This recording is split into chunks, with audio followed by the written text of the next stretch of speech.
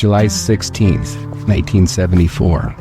11 miles north of Thousand Springs in Elko County, Nevada, near the sprawling pastures of Wine Cup Gamble Ranch. A ranch hand pulls off Highway 93. He's there to check a fence, maybe stretch his legs. Nothing out of the ordinary. Until he sees it. A charred figure in the ditch. Human, but almost erased. A young woman, her body burned, throat crushed. A red fuel can lies nearby, half melted. But the liquid inside doesn't match the fire's pattern. Whoever did this, they wanted her gone. They thought the fire would finish the job. But it didn't.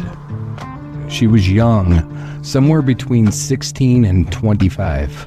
Caucasian, auburn hair.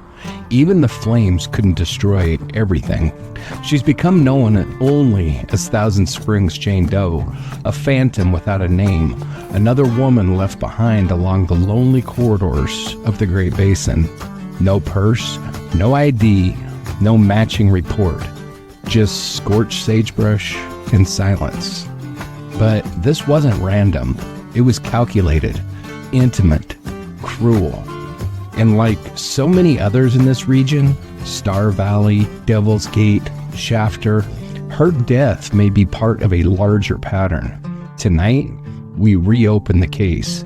We walk a burned out ditch. We sift through the ashes and silence. And we speak for her. Let's begin.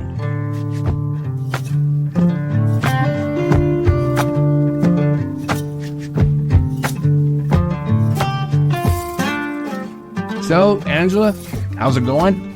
It's all right. How are you? Well, I'm getting there. Getting there. Week out of surgery. Yeah, I'm about feeling pretty much normal, except doing everything with one hand. Yeah, Again. That's weird. But after a year of it's almost becoming normal, which is sad to say. Yeah, you'll just forget that hand exists here pretty soon. If it wasn't my dominant hand, it would be a lot easier to do that. I mean, true. But I couldn't imagine. yeah, doing everything. And I am not ambidextrous, not even a little bit. I don't even pretend You're getting a little bit after a play year. like it on TV. No, I'm not. I have not gotten any better. Get on TV. I have not gotten any better over the last year at using my left hand for anything. Since when have you been on TV when you won't even let people meet you from the podcast, Mr. Wouldn't Man? you like to know? I would love to know. I have been on TV I have too, but a few different times. not for anything incredible. I've been on ESPN and Fox Business and Fox News. Okay, so people want to go seek that out. Good luck.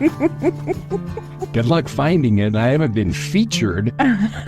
Actually, I was featured on ESPN. What for? Ski joring. Oh, National Ski Joring Championship. very nice. Yes.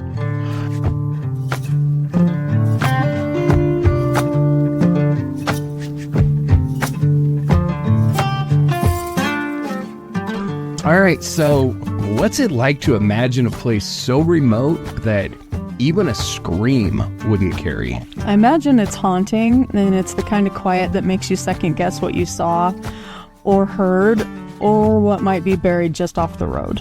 Exactly. And tonight we're bringing listeners to a place like that. Welcome to Dark Dialogue, the podcast where we uncover the embers of lost cases, stories scorched by time, buried by silence, but never entirely forgotten. I'm John, your guide through the forensics, investigative details, and long shadows of the unknown. And I'm Angela, here to walk you through the terrain, the forgotten paths, and the desolate stretches of Highway 93, where the silence is louder than any siren. These places aren't marked on tourist maps, but they're where some of the most tragic stories still wait. This episode takes us back to Elko County, Nevada. It seems like we're never going to get the hell We're out taking of up here. residency. It feels like it. We are. Deep in the northeastern reaches of the Great Basin. And it's July 1974. Long before national DNA databases or digital alerts, In those days, if you vanished along a rural road, you stayed vanished. And sometimes, if you were found, you didn't get your name back. And that's what's happened here, 11 miles north of a place called Thousand Springs. A ranch hand from the Wine Cup Gamble Ranch discovered something terrible. A woman's burned body dumped in a roadside ditch just off the fence line. Her throat had been crushed, a melted red fuel can sat nearby, and whoever set that fire made sure her identity went with it. The autopsy couldn't tell us much, but it did confirm this. She was young, likely between 16 and 25. She was Caucasian, with auburn or reddish-brown hair, no purse, no wallet, no name, and no answers. And it's easy to think of her as just another Jane Doe, but that's the point of Rocky Mountain Reckoning. We don't lump these women together. We give them space, dignity, and a full episode. And she wasn't alone. Like we said, there were others. We've covered Star Valley, we've covered Devil's Gate, we will cover Shafter, and several similar victims, similar time frames, similar stretches of lonely road. The question isn't just who she was, it's whether someone hunted her and whether they hunted again. In 1974, Elko County was a sparsely populated frontier, roughly the size of Massachusetts, but with fewer than 14,000 people. Out here, Highway 93 was a corridor for cattlemen, truckers, and drifters, the perfect place for someone who didn't want to be seen. Or someone who didn't want to be caught. Tonight, we speak for the girl the flames tried to erase. We'll explore the landscape, the evidence, and the possibility that her story is just one chapter in a larger, unspoken tragedy. So settle in, plug in your headphones. This one's not just cold, it's scorched. This is Dark Dialogue Rocky Mountain Reckoning, Season 1, Episode 4, Thousand Springs Jane Doe.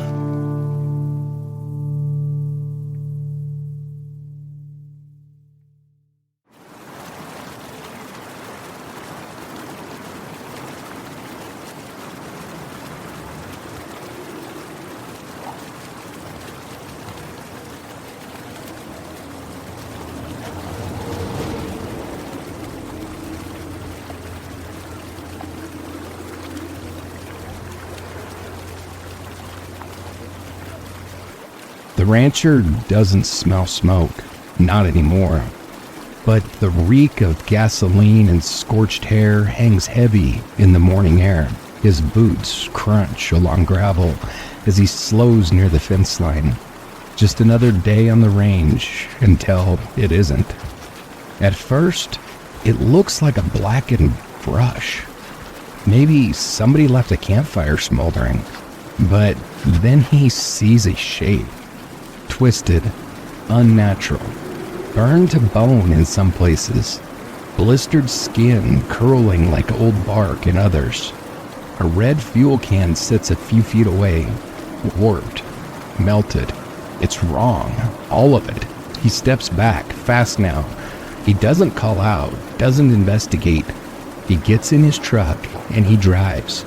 Gravel flies, dust rises, and behind him, in a charred patch of roadside dirt, she stays, silent, nameless, erased by someone who thought fire could bury a story. They were wrong.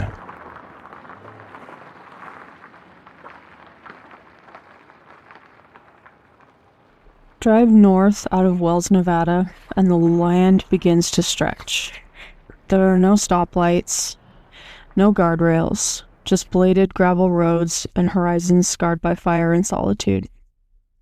Here in the high desert, wind smooths the ridge lines and erases footprints faster than a search party can form. You're in a place where even the road seems unsure of its purpose. This is Elko County's northern reach, a region more familiar to coyotes and fence runners than to any city map. And in 1974, it felt even more remote. Fewer people, fewer connections, fewer chances to be found if you didn't want to be, or if someone didn't want you to be found. And 11 miles north of a quiet place called Thousand Springs, someone found a girl. Not a woman with a name, not someone the community recognized. Just a burned body discarded by a ditch near Highway 93, not far from the Wine Cup Gamble Ranch. And that ranch still operates today, right? It does. Nearly 1 million acres, depending on how you count leased land. And in the 1970s, it was just as massive. A kingdom of grazing rights and quiet agreements hidden in a region where a single truck can vanish into the landscape like smoke. The Wine Cup Gamble Ranch wasn't just a job site. It was a world unto itself. Crews rotated in and out. Cowboys, hay hands, and seasonal workers chasing checks from Texas to Montana. One of them found her. A ranch hand driving the route between a bunkhouse and a supply post saw something unusual in the ditch. Something blackened and still. It wasn't a coyote, and it wasn't trash. It was a human body burned after death. So, help paint a picture. What made this area so isolated in 1974? So that would be two big factors, geography and time. This land is made of lava flows and ancient seabeds, dotted with springs that only locals know how to find. The high desert climate means freezing winters and bone-dry summers with flash floods and lightning storms in between. And back then, it wasn't just isolated, it was nearly lawless. You had CB radios instead of phones, you had paper maps instead of GPS, and if someone disappeared out there, it could take days or weeks before anyone even realized it. That's what made Highway 93 such a strange artery. It connected Wells, Nevada to Montello and the Utah border, but in between, there was nothing. A car could park, a body could be dumped, and no one would be the wiser. So, what was going on culturally in Elko County in the 70s? I know there was a big mining boom. So, you're right. Because you often are. It's not by purpose. It's an accident. No. So the 1970s mining boom did change the population. Gold and copper operations drew in transient workers, mostly young men, some alone, some with families. Few stayed long. The hotels were booked out, trailers parked behind gas stations. Highway 93 turned into a revolving door of license plates and stories that never got told. The Elko County Sheriff's Office, meanwhile, was under-resourced, as we've mentioned several times before. Yeah. Fewer than a dozen deputies over a 17,000 square mile stretch. Yeah. They had no DNA, no centralized fingerprint database, and very little forensic capability. Hi. Okay, changing words now. So if you didn't get a name fast, you didn't really get one at all, and that's what happened here. So how did the locals react? Was there any talk? Whispers, but nothing public. At feed stores and cafe counters, ranchers might have shared hushed theories about the fire, about strangers parked at pullouts, but there was deep distrust of outsiders, especially law enforcement, and nobody wanted to be the one to say too much. It wasn't silence because no one cared. It was silence because trust was currency out there, and most people couldn't afford to spend it. So let's talk geography. People hear Thousand Springs and think lush and green. That's what I thought, but it's not that. The area gets its name from hidden groundwater seeps, which emerge from volcanic rock fissures. They're hard to see unless you know exactly where to look. This isn't a park. It's a stretch of semi-arid scrubland shaped by time and cattle, and rutted by ranch roads that can vanish in a rainstorm. The body was found near one of these back roads off a gravel service route just north of the springs. The ditch wasn't deep, but it was enough to hold a human form, barely visible unless you were looking for it. That's the kind of place this is. And the body was burned after death. Tell us about that. So she was strangled first, manual strangulation, hands or forearm, according to forensic records. Then she was set on fire, not ignited in a blaze, but scorched, enough to char clothing and skin to damage evidence. A red plastic fuel can was found nearby, partially melted, but the can is what makes things interesting. The fuel in the can didn't match the accelerant used to burn the body. Well, that's odd. What does that mean? You know what that means. It suggests intentional planning, possibly even a forensic strategy. The mismatch could indicate the killer brought a can as misdirection, or had access to multiple fuels, including or using one of those on the body and leaving another nearby to confuse investigators. But we have to be careful with assumptions. The official documents only say the burning was likely an effort to conceal her identity. We can't say for sure that what the killer wanted, just what they left behind. And they left her invisible. So we've covered 2 other victims in this region. Does this case fit that same pattern? Partly. Like Star Valley Jane Doe, she was found in a remote spot without ID, with signs of post-mortem manipulation. And like Devil's Gate Jane Doe, she vanished without record. But the method, that's where it diverges. Star Valley was posed, maybe even displayed. Devil's Gate had only scattered remains, her cause of death undetermined because so little of her body was found. And this girl, Thousand Springs Jane Doe, she was strangled and burned and left in a shallow ditch off a gravel shoulder. No display, no mystery about how she died, just the silence that followed.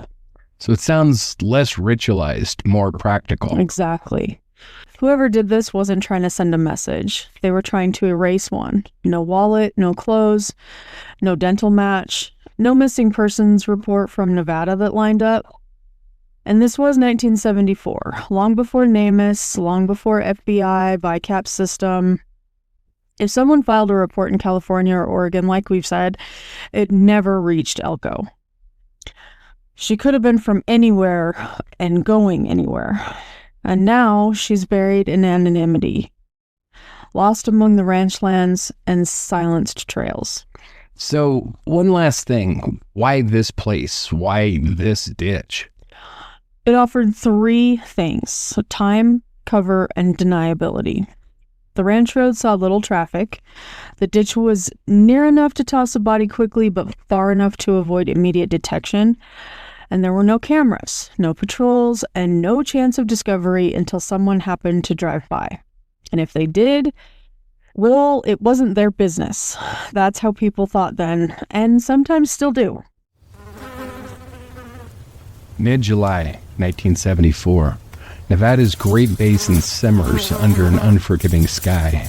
A ranch hand from the Wine Cup Gamble Ranch is riding fence line, checking the land for signs of damage. About 11 miles north of Thousand Springs, he sees something unusual.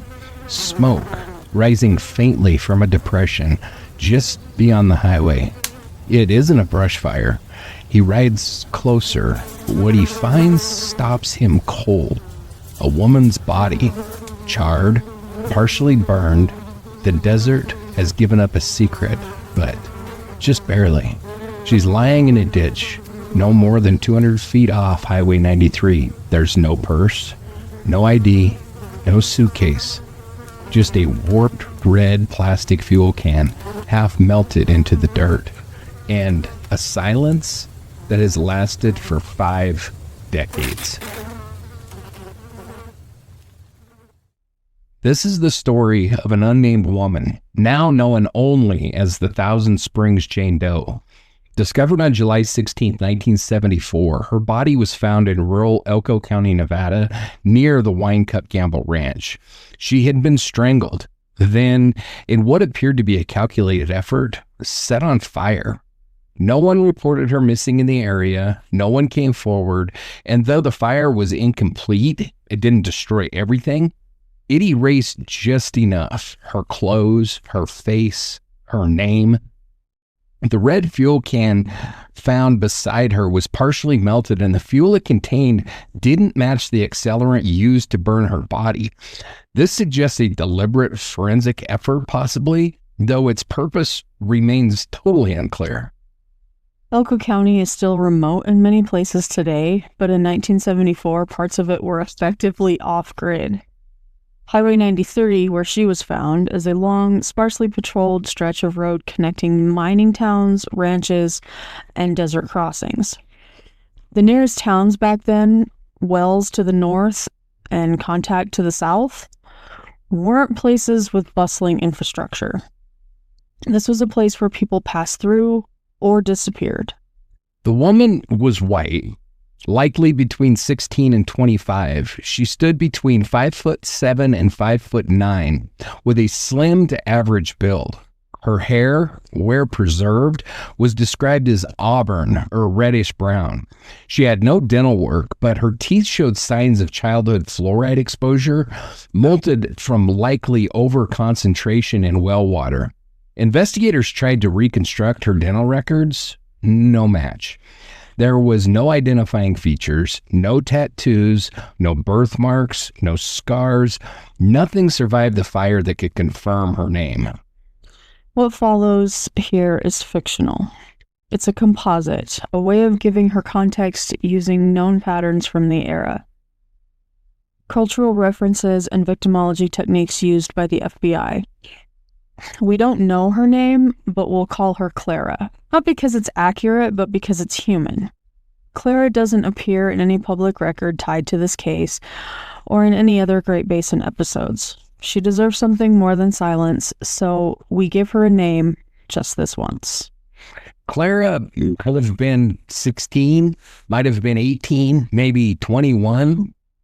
She could have grown up in Boise or Helena or even rural Nevada. A Western girl with grit, maybe a small-town waitress with calloused hands and wide ambitions.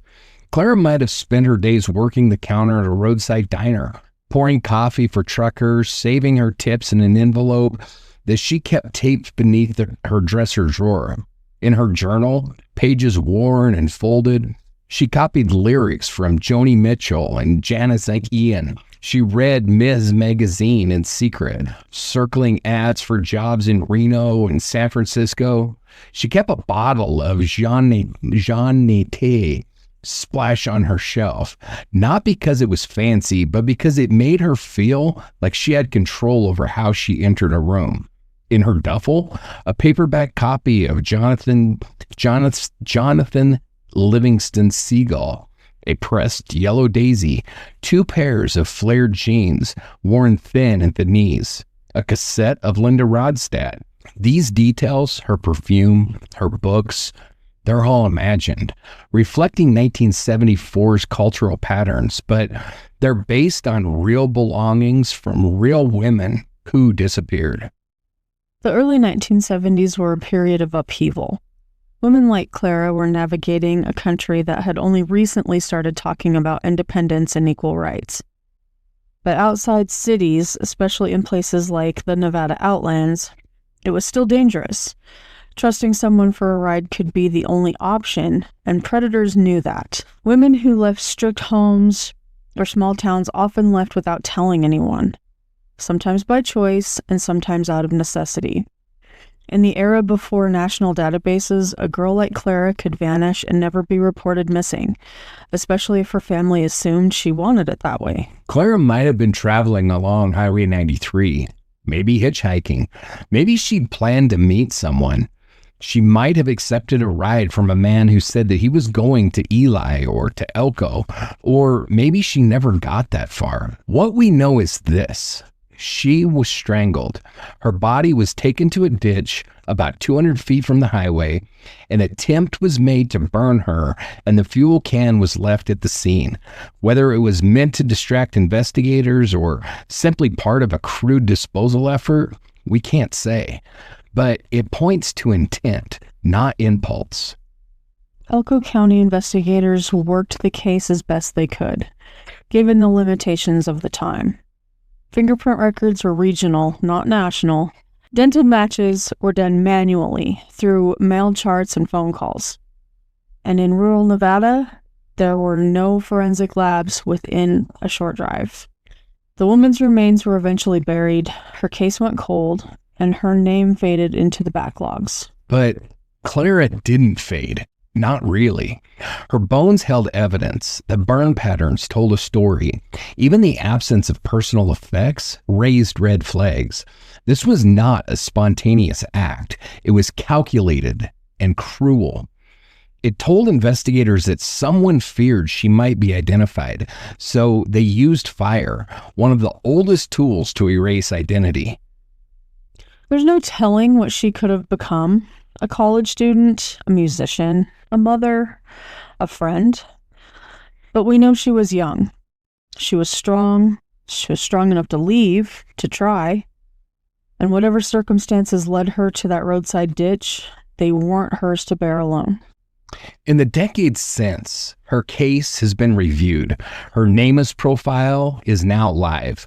DNA has been extracted and submitted for comparison. But so far, no hits, no matches, no relatives looking for a sister, a cousin, a daughter named Clara.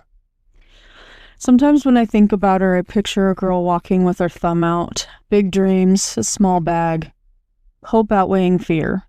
And I wonder, what did she say when she got into that car? And where did she think it would take her? The answer is lost, but the fire didn't take everything. There's still time, there's still science, and there's still a community who cares. We carry Clara's name not because it's hers, but because she deserves something more than Jane Doe. Even if we never learn her real name, she will not be forgotten.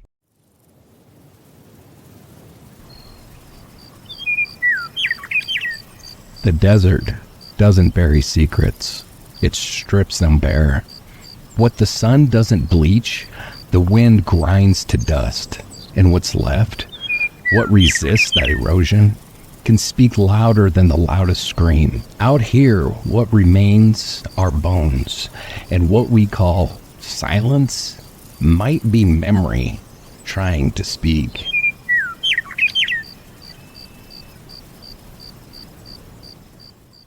"11 miles north of Thousand Springs, Nevada, buried within the scrubland folds of the Great Basin, a ranch hand stumbled across something unnatural. There was no trail, no monument, just a wash chiseled by flash floods and forgotten by time. He found her there. Clara, that's the name that we've given her. Not a soul knew who she was. She didn't carry ID, no bag, no jewelry, just ash, bone, and a red plastic fuel can left nearby. Her skeletal remains were found burned and exposed in the lonely dry wash. Fire had stripped away the surface of her identity, and it didn't hide what killed her. Strangulation. That's what they found. Her hyoid bone fractured. Yeah, it's a tiny little bone in the neck. Break it and you cut off breath. That's not an accident, and it's rarely the result of anything but homicide. This wasn't an overdose. It was not exposure. It wasn't a misadventure in the wilderness. Clara was murdered. Her body had been set on fire after death. That's key. There was no mention of soot in her lungs or her airway, no sign that she was breathing when the flames ignited. That confirms post-mortem burning. Yeah, that tells us whoever did this wasn't in a panic. They took the time. Time to ignite her. Time to make sure no one would ever recognize her. And the location? Isolated. I mean, I'm sure that you and the listeners are getting tired of hearing about Elko County, Nevada. I'm tired of writing about it because it's like the same thing. You know how damn hard it is trying to be unique when you're describing the same area? Yeah.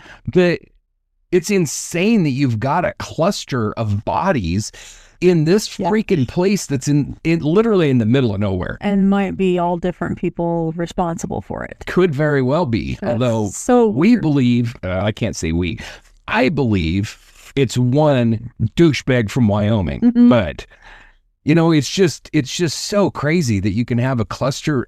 Have you been through this area? I think No. I've asked you that before. No. I mean, even now, I mean, we talk about it 1974, it being like in the middle. It's in the middle of nowhere right now in 2025. I have family who go there, who have family there. This is like not by blood, but right. Yeah. You know, chosen family and all that. Yeah. And it's literally in the freaking middle of nowhere. Mm-hmm. So it's some of the harshest terrain in northern Nevada, but even by Great Basin standards, this was remote. And that says a lot because the Great Basin is remote. But out here, there's no structures, there's no campsites, just arid gullies, brittle scrub, and the kind of heat that warps the horizon. Clara was found not too far from a road, and she was a ghost waiting out there in the open. And the fuel can? That's the detail that keeps surfacing. A red fuel container was found near her remains, containing fuel that didn't match the accelerant used to ignite the fire. That's the freaking weird part. Yeah. It's one of the only objects that was recovered with her. We're not going to speculate on whether it was left intentionally or accidentally, but it wasn't the same type of fuel used to burn her body. That's what matters, and that's what's so freaking weird. No, it is. So someone came out there with more than one fuel source, because, you know, I travel with more than Oh, yeah, you know, I have a jug of diesel and a jug of kerosene and a jug of gasoline, and all the things. Or they fumbled, but they didn't burn her by chance. No, this wasn't a wildfire. It was a calculated destruction. Now, here's where the research tells us about Clara herself. Her estimated age, late teens to maybe mid-20s. That's an important correction. Early reports floated the age range as 20 to 30, but current forensic review narrows it. Her bones showed signs of dental fluorosis, indicating childhood exposure to high fluoride levels. This could point to places with untreated groundwater, parts of central Nevada, some Utah regions, isolated rural pockets. She had no healed fractures, no surgical implants, nothing obvious to anchor her to a town or a clinic or a dentist. There was no clothing to date or to trace, no accessories, no shoes, and no real height estimate. I mean, I've seen it reported from like 5'5" to 5'9". Yeah. So that narrows it down. Yeah, and it's very difficult because the fire was extensive enough that not even like the color of her clothing could be identified. Jeez. So like her NamUs profile just says clothing burnt beyond recognition or something along those lines. So, I mean, they burned everything. Yeah. That, you know, could have potentially led to something. Yeah. So what about her DNA? Limited. Clara's skeletal remains were severely damaged by the heat, like I said. Only mitochondrial DNA could be extracted, and even that was partial. So far, no match has been made through CODIS or public genealogical databases, but it's not a dead end. I mean, we've seen other cases where identities have come much, much later. Mm-hmm. You know, we have a case that we'll be covering this season, and that's Bitter Creek Betty, who was not too long ago identified as Irene Vasquez, and that was in the southern part of Wyoming. So it's not impossible. And that was a good chunk of years in between, right? Oh, yeah, that was a good chunk of years. I want to say that she was found in 93 and wasn't identified until 2004. So, yeah, you're talking about a long time. And we're seeing it happen all the time. And, you know, I know I'm not teaching anybody anything when I say this because we all know it. And that is DNA technology advances in leaps and bounds like every freaking year. You know, where we are now compared to where we were in 1990 or 2000 or even 2015 is like worlds difference. Even a year ago in some cases. Exactly. So, you know, who knows? I could definitely see where DNA technology could, I would say, relatively soon come to a place where it could take this mitochondrial DNA and form a really solid, geographical profile where we could identify the family that she's from. And then, one would hope that it isn't full of missing people, the family, but who the hell knows? Okay. So there's still a path forward, though? Yeah. Ongoing efforts include outreach for familial comparison samples and deeper genealogical triangulation. Clara may not be nameless forever. So now let's place this in the broader context of Elko County, 1974, where some whacked out shit was definitely going on in that area at that time. So Elko, Wells, Carlin, they're not bustling cities. They weren't then, they're still not now. They were staging grounds for men on the move, pipeline workers, miners, ranch hands, transient crews chasing boomtown contracts. Interstate 80 was the artery carrying rigs and wanderers alike. If Clara was hitchhiking, she could have caught a ride from anywhere. Salt Lake City, Reno, Idaho Falls, even as far as Spokane or Sacramento. She might have lived nearby, or she might have never made it past her first lift west of the Rockies. And women like her, young, alone, without a fixed location, they were invisible to most systems. Well, that's the tragedy of it all. In the 1970s, if you were a girl on the road, you were labeled as a runaway, a wanderer. Your vanishing didn't trigger an alert. It triggered a shrug. Now layer that with the calculated disposal. The fire was not accidental. It wasn't a campfire that got out of control. Clara was set on fire with the explicit intent to obliterate her identity. And it almost worked. Almost. But here's what remains. We have the fractured hyoid bone, the fire, that weird-ass red fuel can with the unmatched accelerant. I don't even know on that one. It's haunting. It's freaking... It keeps haunting us. Yeah. Her fluorosis and her mitochondrial DNA. And the silence of that wash, broken only by the hiss of wind across burned stone. But here's what doesn't remain. The killer's shadow. We have no vehicle impressions. No nearby tire tracks were recorded in 74. We don't know who transported her. There are no fingerprints that were recovered, no hair fibers. This was a forensic desert, even before time stripped it bare. And yet she still left something behind. A profile. Exactly. And we can build out her image through environmental and forensic context. So what we know, she's young, late teens to mid-20s. Her ancestry is undetermined. The mitochondrial lineage is not matched, but she's referred to as Caucasian almost everywhere. Okay. She's possibly from an area, I'd say likely from an area with fluoride-saturated groundwater, and she was highly vulnerable, either transient.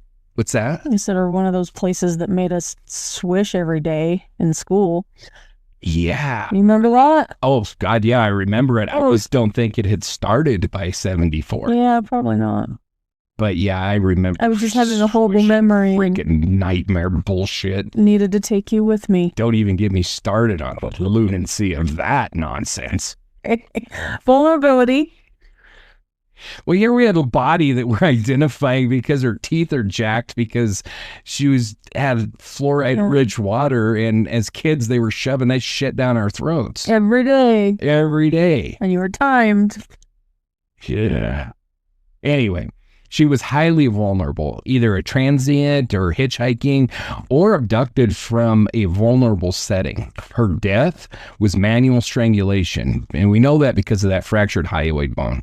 And, if you don't know, that's one of the only ways you can break that bone. If you're strangled by ligature, typically it doesn't break. It's really, and this can be a little graphic, but it's really the pressing of the thumbs down on the neck when you're manually strangling somebody that breaks that bone. Yeah, it's so a tiny little bone. It's a tiny little bone. And when it's broken, you pretty much know cause of death because that's about the only way it can be broken. It's pretty well protected from any kind of other break, accidental or whatever. I'm not saying you couldn't break it in like a car wreck or something, but it would be unusual. And then we have her disposition, post-mortem fire set to destroy her identity. And the clues, what little clues there are, is really that red fuel can. Yeah. And it wasn't used to ignite the fire. We know that. I'm really sick of that red fuel can. Yeah. Tell me about it. It really makes you wonder, like, did something in the test get screwed up? Or how coincidental was it just left? I don't know. Yeah, I mean, this area isn't like, an area where people go out camping and stuff like that. Where and they were planting things, so it wasn't like a no. I mean, think of field fire like they used to do, or they still do. No. So, I mean, when you think of this area, and I know this is going to be no help to our listeners, so sorry. From that area. But think of driving out like towards Oregon Basin or out towards Grable, where it's just miles and miles and miles of nothing but antelope and sagebrush and cows and wild horses. And a red fuel can just hanging out. Yeah. It'd be very odd. And, now in those areas, we do have like a lot of people that are out recreating, four-wheelers, ATVs, all that kind of stuff. So that could have fallen off. Yeah. But that wasn't really a thing in the 70s. I mean, dirt bikes, maybe. Yeah. But the whole ATV craze hadn't really kicked at that point. No. So this area was... And if it did, billionaires were the only ones who were yeah, I mean, using them. Dirt bikes were getting pretty popular in the 70s, but that was about ATVs. it. Yeah. I don't even think they were invented in 74. But this area down here, you're going to be either in an old pickup truck out fixing fence or something, or you're on the back of a horse riding cows. That's it. That's what this area was back then. So, yeah, I don't know. We know the fuel can wasn't just left out there. It was part of this crime out there. It was part of this crime, but how? I don't know. And the isolation, that was a weird word. Yeah, it was. All right, then. And the isolation wasn't just about the terrain. It was strategic. Yeah. The killer didn't dump her near a busy route. They brought her into the wilderness. And when you say wilderness, you think trees and shit. You're not talking trees. I'm talking sagebrush. This wasn't a spur-of-the-moment panic. It took time and effort, the kind of decision made by someone with privacy and confidence. Whether they knew the terrain intimately or just wanted to be far from everything, we can't really say. What we can say is this. They picked a place where no one was supposed to find Clara, but someone did. And now we're here, still talking about her, still refusing to let her vanish. There's a stillness in these canyons that makes you listen harder. Not because it's peaceful, but because it feels like something's missing. People drive through the Thousand Springs area all the time. Campers, hunters, families on their way to nowhere in particular. But once, someone left a girl there, and no one came back for her. So this is the part that always stays with us. Not the autopsies, not the crime scenes. It's the silence that follows. The girl who was never named. The future that was never told. And in this episode, we've chosen to call her Clara. So like we've said, she was found by a ranch hand about 11 miles north of Thousand Springs on July 16th, 1974. Her remains just skeletal, burned beyond recognition, and scattered across a narrow stretch of desert terrain. The official cause of death was strangulation. A fractured hyoid bone told the story clearly, and the post-mortem burning confirmed a deliberate attempt to hide what had been done to her. But who was she before that? That's the part we have to fight to recover. The person, not just the evidence. So the forensics tell us that she, like we've said, she was late teens, early 20s, no dental fillings, no fractures, tattoos, no implants, nothing modern enough to narrow down her origin. But there were the clues, the subtle ones, like the dental fluorosis that we talked about. And that's a staining or mottling of the teeth caused by high levels of fluoride, often from untreated well water. It typically appears in rural areas, desert basins, small towns, and off-grid homesteads. It's not a conclusive lead, but it's a starting point. So she may have grown up in a remote community somewhere in the West, Nevada, Utah, northern Arizona. Some low fluoride levels in the drinking water were naturally high. Exactly. And if she grew up isolated or transient, that could explain why no missing persons report ever connected her. Clara has never been matched to a single missing persons case. Not in Nevada, not in surrounding states, not anywhere. No family came forward. No composite sketch made the rounds. She slipped into the void. The report confirms that her body was burned after death. There's no mention of soot in her windpipe or in her lungs, but the forensic damage to her bones and the condition of the remains indicated post-mortem fire. Near her remains that weird-ass freaking gas can. And this is where it gets curious. So like we've already said, the fuel inside that can didn't match the accelerant used to ignite her body. The contents were chemically different, suggesting the use of maybe multiple substances or possibly a failed ignition attempt.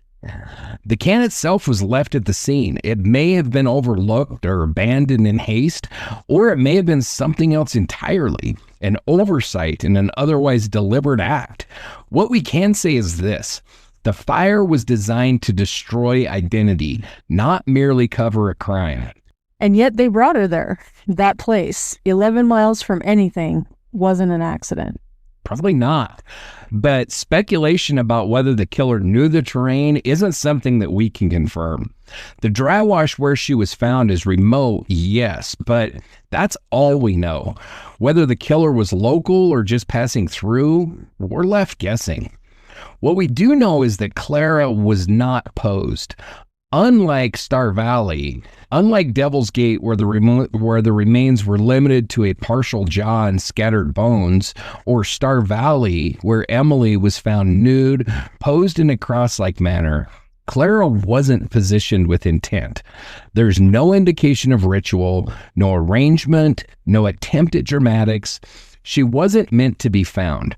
If the fire had been hotter, if the rancher had taken a different path, it's entirely possible that we'd never have known that she was there at all. Yeah, she would have been reduced to ash in the sagebrush and gone without a trace. Exactly. And that's what sets her apart. Her case contains anomalies, not similarities. Her fluorosis is unique among the cluster. The red fuel can and mismatched accelerant, also unique. And annoying. And she's the only victim in the Great Basin series with evidence of fire as a forensic strategy. The only one? Really? The only one. Okay. Yeah. And that's obviously an attempt to obliterate, not just delay discovery. And what's chilling and tells us something about the person who left her there.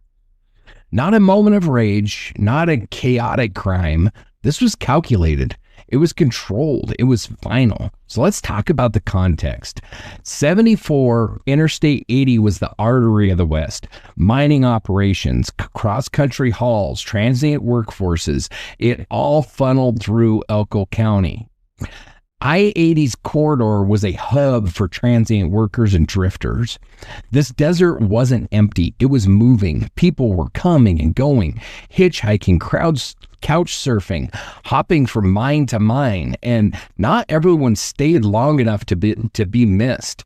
If Clara was one of them, young, alone, traveling without ID, then she could have vanished from a gas station, a truck stop, or a roadside diner without anyone noticing. And the person that took her could have vanished just as fast. Exactly. This wasn't just a killing, it was a disappearance. And if not for the wind, the sun, and the fragility of fire, it may have stayed that way.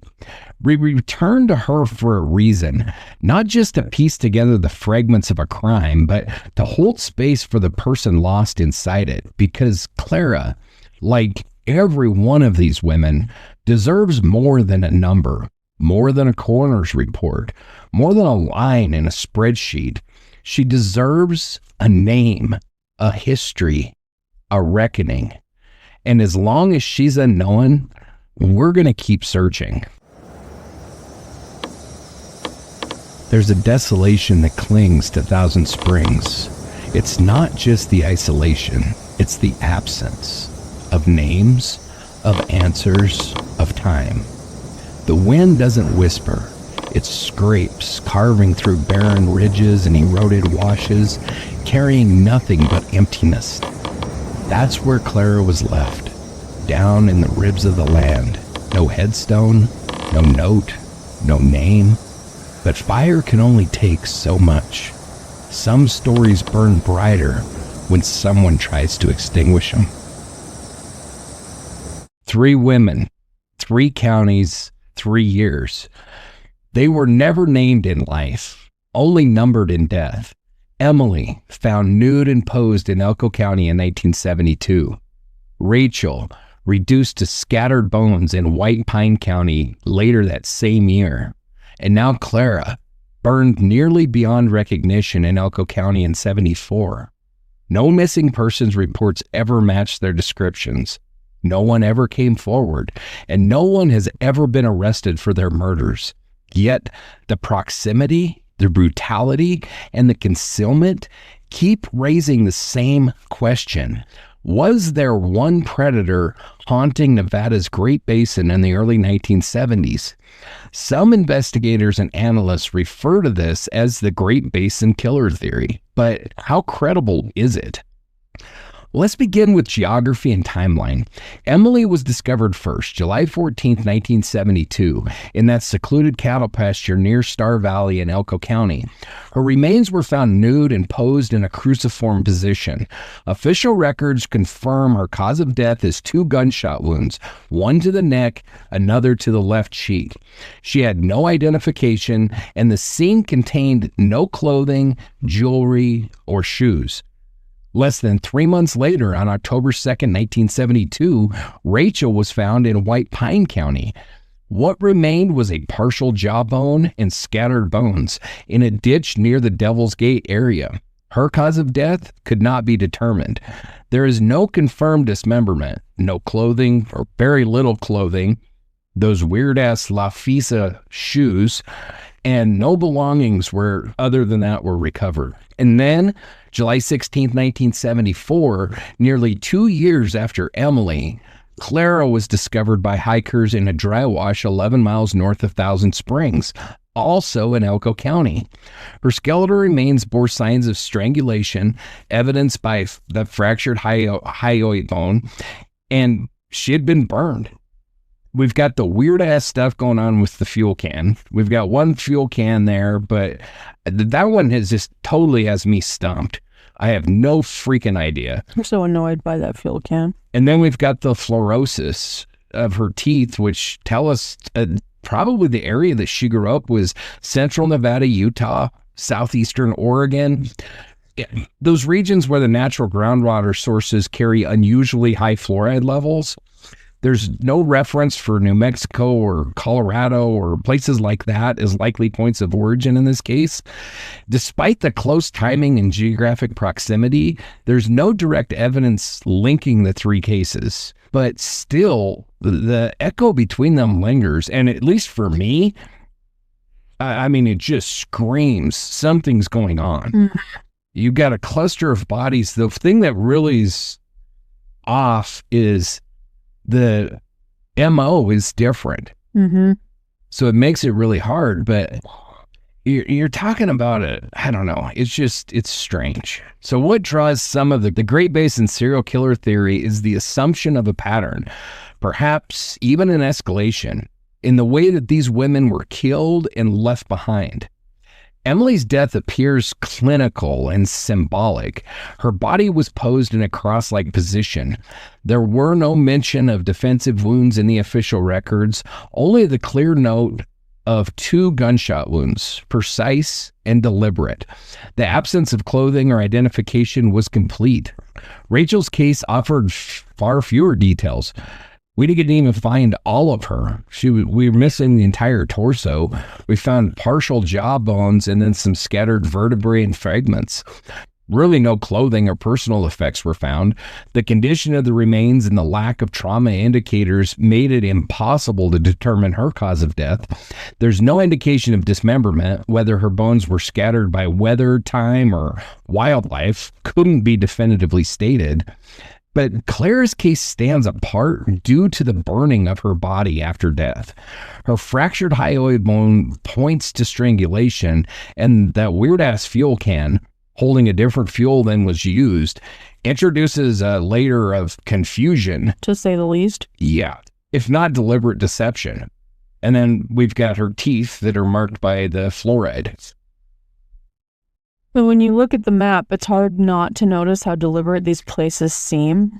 Star Valley, Devil's Gate, Thousand Springs. None of these are easy access locations, especially in the early 70s.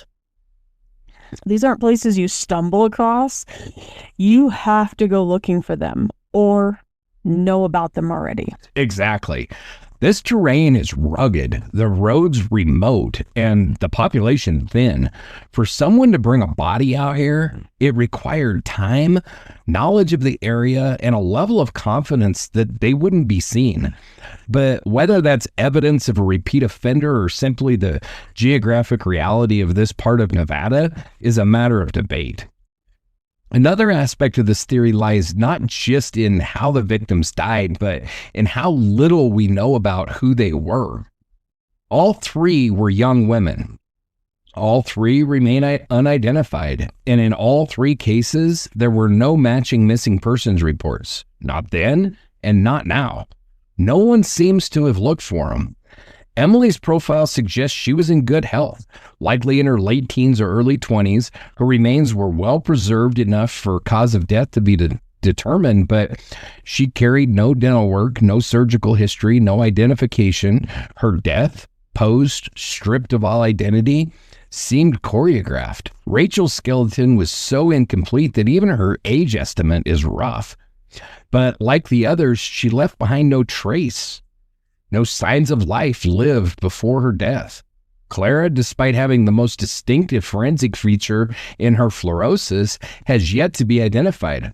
Her mitochondrial DNA has been entered into national databases, but no matches have emerged.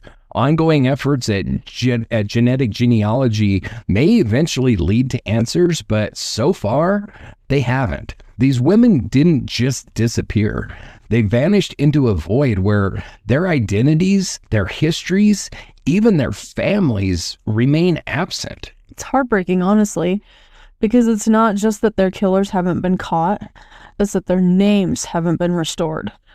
And if no one reported them missing, it makes you wonder about the circumstances before they died. Were they runaways, hitchhikers, migrant workers? Did they have anyone? That's what makes their story so haunting. Even with evidence, even with skeletal remains, even with DNA, we still don't know who they are. So, was this one killer or just a chilling coincidence?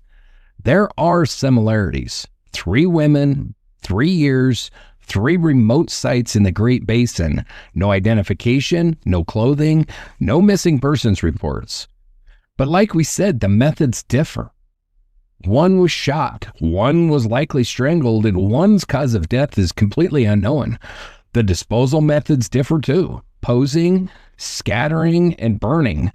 The lack of consistent forensic evidence, no matching DNA, no shared ballistics, no weapons, no fibers, prevents any formal connection.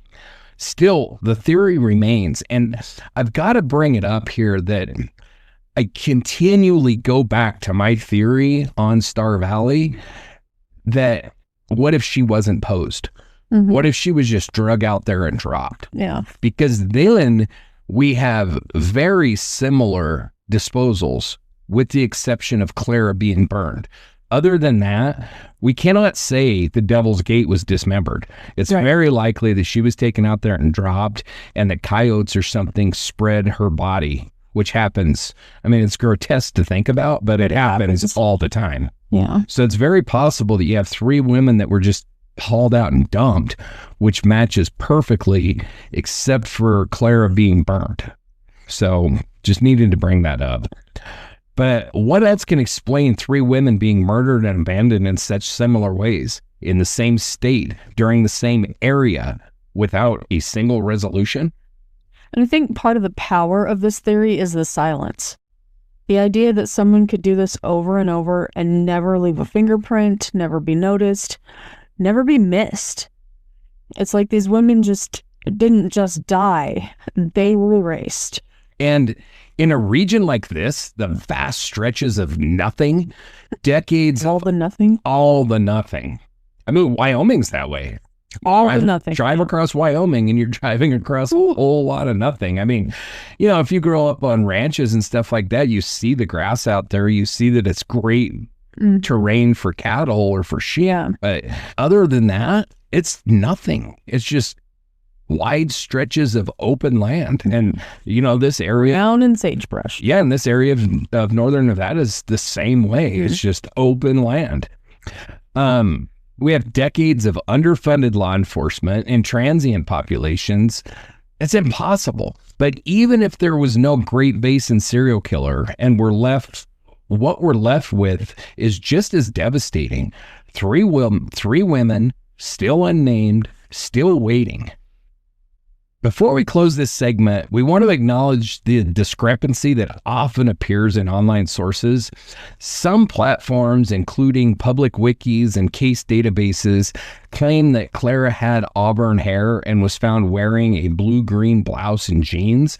However, official records confirm that no clothing or fabric was found at the scene. We reference the auburn hair detail only to reflect what's been widely circulated online. And it's also included in her NamUs profile, so I have a lot of faith in the auburn hair. But the NamUs profile says no clothes could be identified. Okay. So even though I saw this blue-green blouse and jeans pop up quite a few times, I could find nothing to just tell me that that was true. I think she does have auburn hair, but the clothing, I don't think we can say at all. So Emily, Rachel, Clara. We gave them those names, not their families, not their friends. We did, because those people are still missing too. We may never know who took their lives. We may never know who they were in life, but we refuse to let them stay forgotten. And we will keep asking, was there a Great Basin serial killer? Or was there just a Great Basin silence? July 16th, 1974. 11 miles north of Thousand Springs, Nevada. That's where they found her. A ranch hand, moving through barren ridges, came upon skeletal remains, scorched, fragile, and nearly consumed by fire. No ID, no belongings, no sign that anyone had been there searching for her, just her bones, fractured and blackened, and beside them, a red plastic fuel can. We call her Clara, but that's not her name. That's the name that we gave her, because someone should have said her name out loud by now. The landscape north of Thousand Springs isn't the kind of place where people stumble into. The wash where Clara was found cuts deep through the hard desert soil, dry most of the year but carved by flash floods after rare summer storms. It's not near a campground, not close to the highway, not along any worn trail. But in 1974, someone knew how to get there, and they brought her. Claire's remains were skeletal, badly damaged by fire, and the fire was intentional, but it came after death. Like we've said, her hyoid bone was fractured, and that points to strangulation. A brutal, intimate method, one that leaves no room for accident. So intimate. Oh, man, yeah. You've really got to be a sick son of a... I mean, you got to be a sick son of a bitch to kill somebody anyway, but to actually have your hands around their throat and watch the life leave, because it takes a long time. Yeah, that's just brutality. Was it like 3 to 5 minutes? Yeah. Yeah. Yeah. So she didn't have any clothing, no jewelry, purse, backpack, nothing at all that could link her to the life that she had lived. And then beside her, that weird ass fuel can. Oh, stop with the fuel can. And forensic analysts determined that the accelerant used on Claire's body didn't match the fuel found in the can. That contradiction remains completely unexplained. A detail that feels like a clue, but it hasn't yet led to anything. I have nightmares about the fuel can. Welcome to my world. I know. Claire's official case file provides very little about her identity. Ancestry, undetermined. Stature, no real estimate possible due to the extent of fire damage. Hair, maybe auburn. We think auburn. And clothing, nothing. But we've got the one small clue, which is the fluoride found in her teeth. It might sound technical, but it's deeply personal. Dental fluorosis comes from long-term exposure to naturally high levels of fluoride in drinking water during childhood. It causes faint white markings on the teeth, sometimes even surface pitting. In Claire's case, those markings survived the fire, and they suggest she grew up in a region where fluoride levels were unusually high. Based on environmental data from the 70s, that points to specific areas in central Nevada, Utah, and parts of rural Oregon.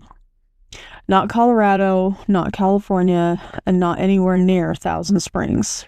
And, you know, it seems like we keep repeating this, but we're repeating it for a reason, and that is because that's the only way we're going to find her. Yeah. Either the DNA comes through and we're able to track her genealogy and figure it out, or we need to identify a family in this area that is missing a girl from that era. You know, and maybe it's an aunt, or maybe it's a cousin, or now it would be. Maybe it's somebody that you just heard a story about, but somebody's missing somebody, and somebody's missing a lot of freaking somebodies. Yeah. Why aren't they talking about it? If researching this has taught me anything at all, it is that we have a lot of bodies that don't have families to attach them to. Yeah. And it's really freaking sad.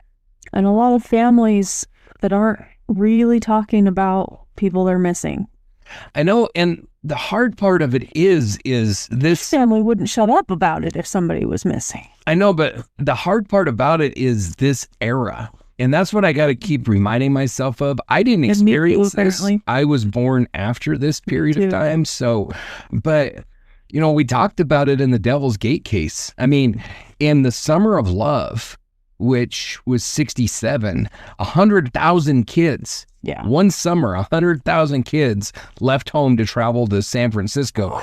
That didn't count the kids that were headed in other directions. Yeah. That was 100,000 just to the Haight-Ashbury district. A lot of kids. San Francisco. Yeah. So, I mean, if you extrapolate that out, yeah, most of them were headed to San Francisco, but Missoula, Montana was a huge mecca during the hippie movement. Really? Yes. I did not know that. Yes. So some of them would have been heading there. Some of them would have been heading to New York City. See, you teach me the things.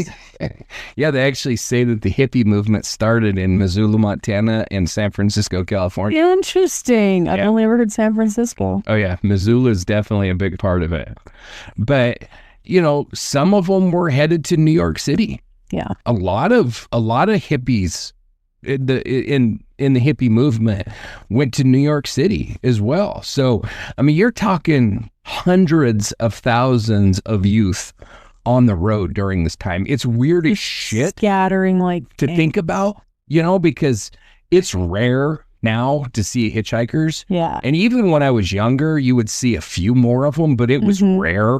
And most of them were not dudes that you wanted to pick up, Anybody that you wanted to pick up.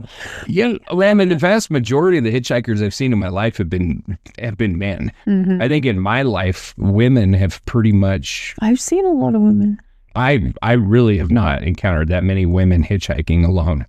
I've come across a lot of men, but lately, for the last 15 years or more, I've hardly seen any hitchhikers. Yeah. To imagine a country just full of young, normal kids hitchhiking, it's hard to imagine, but that's what this period was.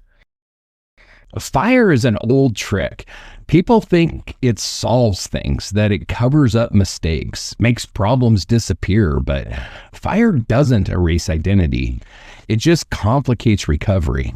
Whoever killed Clara, whoever placed her body in that wash, poured some accelerant on it and struck the match, they were trying to destroy something, evidence, identity, personhood, but they failed because here we are, talking about her, naming her, refusing to let her vanish. There are reasons people choose fire. Sometimes it's rage, sometimes it's fear, and sometimes it's not about destroying evidence. It's about destroying a person so completely that no one even tries to find out who they were.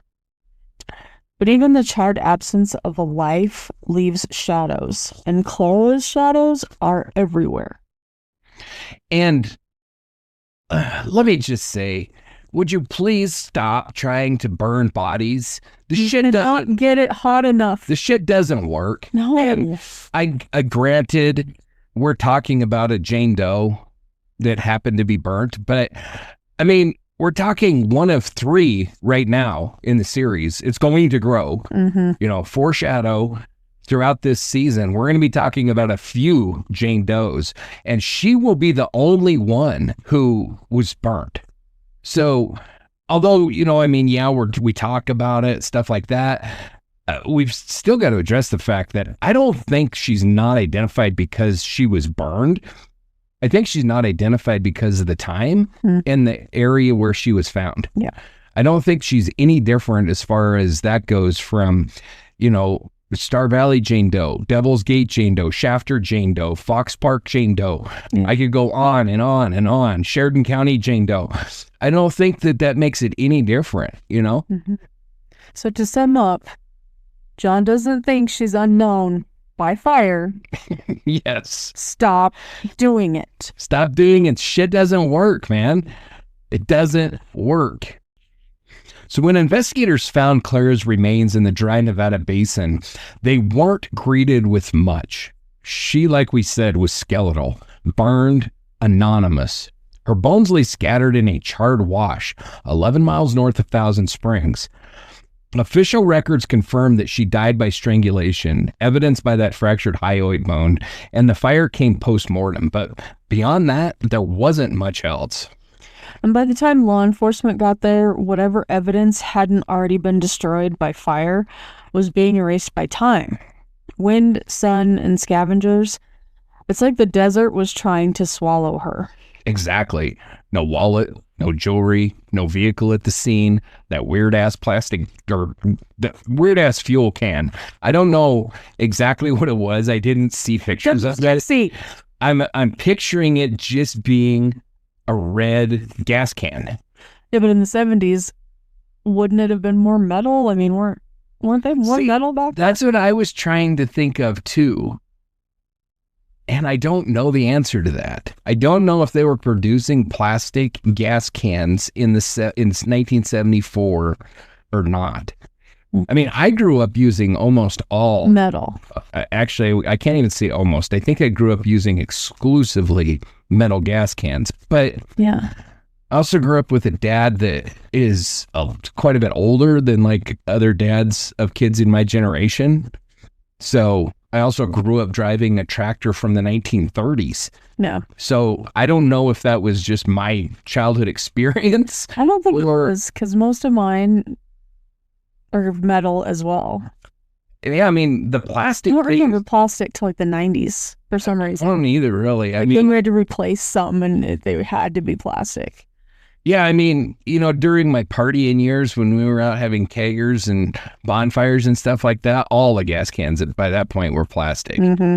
All of it that you bought. And so that would have been 90s. Yeah. Before that, I can't remember. I can't say that I ever bought gas cans. It's something I probably should have researched. I didn't even think about it until we started talking about it. Because you never know what questions I'm going to ask you. Well, I was thinking the same thing, though. So we were definitely on the same wavelength. You sure are. But it's something I probably should have researched. But I'm assuming because it is continually referred to as a red plastic fuel container, it almost had to be a gas can. So weird. Yeah. It's super. There needs to be a better word for weird, but I can't find it. Yeah, I've got a word, but I'd have to drop the F-bomb in order to use it, so. And I'd get to put another term No, on it. not dropping the F-bomb. Dang, okay. So the purpose of that fuel can remains completely unknown. I mean, I don't even have a good idea. I wish that I could have found the report that said, the fuel used to burn her was gasoline. Mm-hmm. The fuel found in the can was diesel or kerosene or whatever, so that I could at least maybe understand that, maybe if it was something with a lower flash point like diesel, maybe they tried and couldn't get it lit or something. So they had to get a different So then they used gasoline? I don't know. It's weird. Because I really don't want to give them the power of being smart enough to leave a different fuel source behind just to confuse us. Well, and all this time later. I saw that reported several times. That's why I included it, because it was said that it might have been a forensic countermeasure, but no one would explain what that would mean. What do you mean a forensic countermeasure? How does that throw you off the trail? By leaving a different accelerant than what you used? Yeah. What does that prove? I mean, I couldn't figure out, maybe I'm just obtuse and I just don't see it, but I couldn't understand how leaving a can of diesel fuel, for instance, and using gasoline could throw anybody off of anything. Yeah. I mean, if they do the testing, which they did, and they come back and they say, which I don't know what they come back with, but let's say they come back and said this was gasoline. So now you're going to go look at gas receipts for this date. Yeah. Well, you're still looking for gas receipts? If they found a diesel can, now you've just made it easier, because now they're going to be looking for somebody that even bought less gas receipts. Yeah. and diesel. So I don't understand how it could be a forensic countermeasure. I think it was maybe an oversight, honestly. Mm-hmm. I think maybe he tried to burn the body with one accelerant. It didn't work. He used another one, and he got in his truck and drove away and didn't even realize that he'd left the first can. Or he was like, you're worthless to me. I'm just leaving you here. Yeah. The can. The can. Yeah. I mean, who knows? I don't know, but it remains completely confusing and annoying. Yep. So let's talk about what else investigators had. The remains were too damaged to determine Clara's height. Her ancestry was officially listed as undetermined, although I have seen it listed, like I said, multiple times as Caucasian. Contrary to some online sources, there were no healed fractures reported. No clothing was found at the scene, though some external sources have claimed that she wore a blue-green blouse and jeans. That isn't supported by any official evidence. Likewise, while some reports circulate the idea that Clara had auburn hair, the truth is more stark. It's reported. Hers is so difficult because some sites report it as the hair was burnt to a degree that it couldn't be identified. Others state clearly that it was auburn hair, but I really do just refer to NamUs because I trust NamUs, and they say it was auburn hair and no clothes were recovered. So that's what we're going with. Okay. Which means we're working with even less than it first appears. Exactly. The things that usually help investigators, like jewelry, clothing brands, dental records, even something like a healed injury, they just weren't there. The fuel can was weird as hell, but it didn't lead anywhere. No fingerprints, no purchase trace. The accelerant inside wasn't the one used. It's not clear if it was left behind by the killer or if it maybe had nothing to do with Clara at all. The absence of missing persons report changes everything. It cut off any chance to track her last movements. No contacts, her known haunts. That's one of the hardest things to accept in this case. No one noticed that she was gone, or if they did, they didn't report it. It raises the possibility that Clara lived on the fringes. Maybe she was estranged from her family. Maybe transient. We just don't know. And that's something that we've seen across this series. Women who were possibly moving through Nevada in the 70s, working, hitchhiking, following opportunity. But when they vanished, no one came looking. In Clara's case, her mitochondrial DNA has never matched to a known relative. That doesn't necessarily mean that no one submitted a sample. It just means there's been no hit. The DNA is still in the system. It's possible the right person just hasn't come forward yet. And this just gets me on my soapbox just a little bit here because you know me. Yeah. I am like the most private person. Like, I don't want nobody in my business. I don't share my shit with nobody.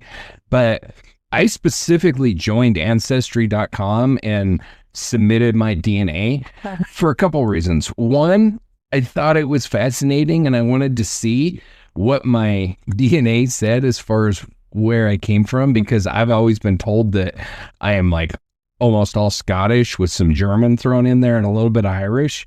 It turns out that's complete bullshit. That's just like family legacy or whatever, but I'm mostly Northern European, and then some other areas, and the Scottish part of me is actually considerably less of my DNA than what one would think. And so I found it very interesting. But the second reason is I wanted my family's DNA out there, because if there's somebody in our family that's missing, and you never know. Mm-hmm. Like, I had a great aunt who, and it wasn't until after she had passed away that we found out that she had had a baby in like the 30s, like the 40s probably, when she was like a teenage. Gave it up.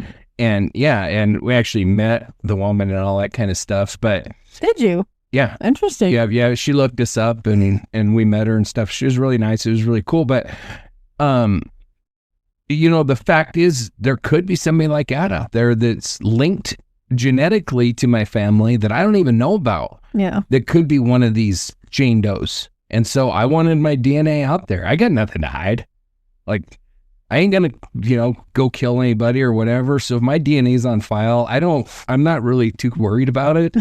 So I encourage families that just do that, because the more people are in the system, then the more genealogy that we have to attach these cases to, the more paths we have that we can follow down to see if we could identify these people. And at the end of the day, we talk about, nobody's missing an aunt or a cousin or something, but, we're talking this long, you might not even know. Yeah. I mean, it's very possible, because I've never been at all close with my dad's side of the family, nor my mom's side, but I don't really know my dad's side of the family for all intents and purposes.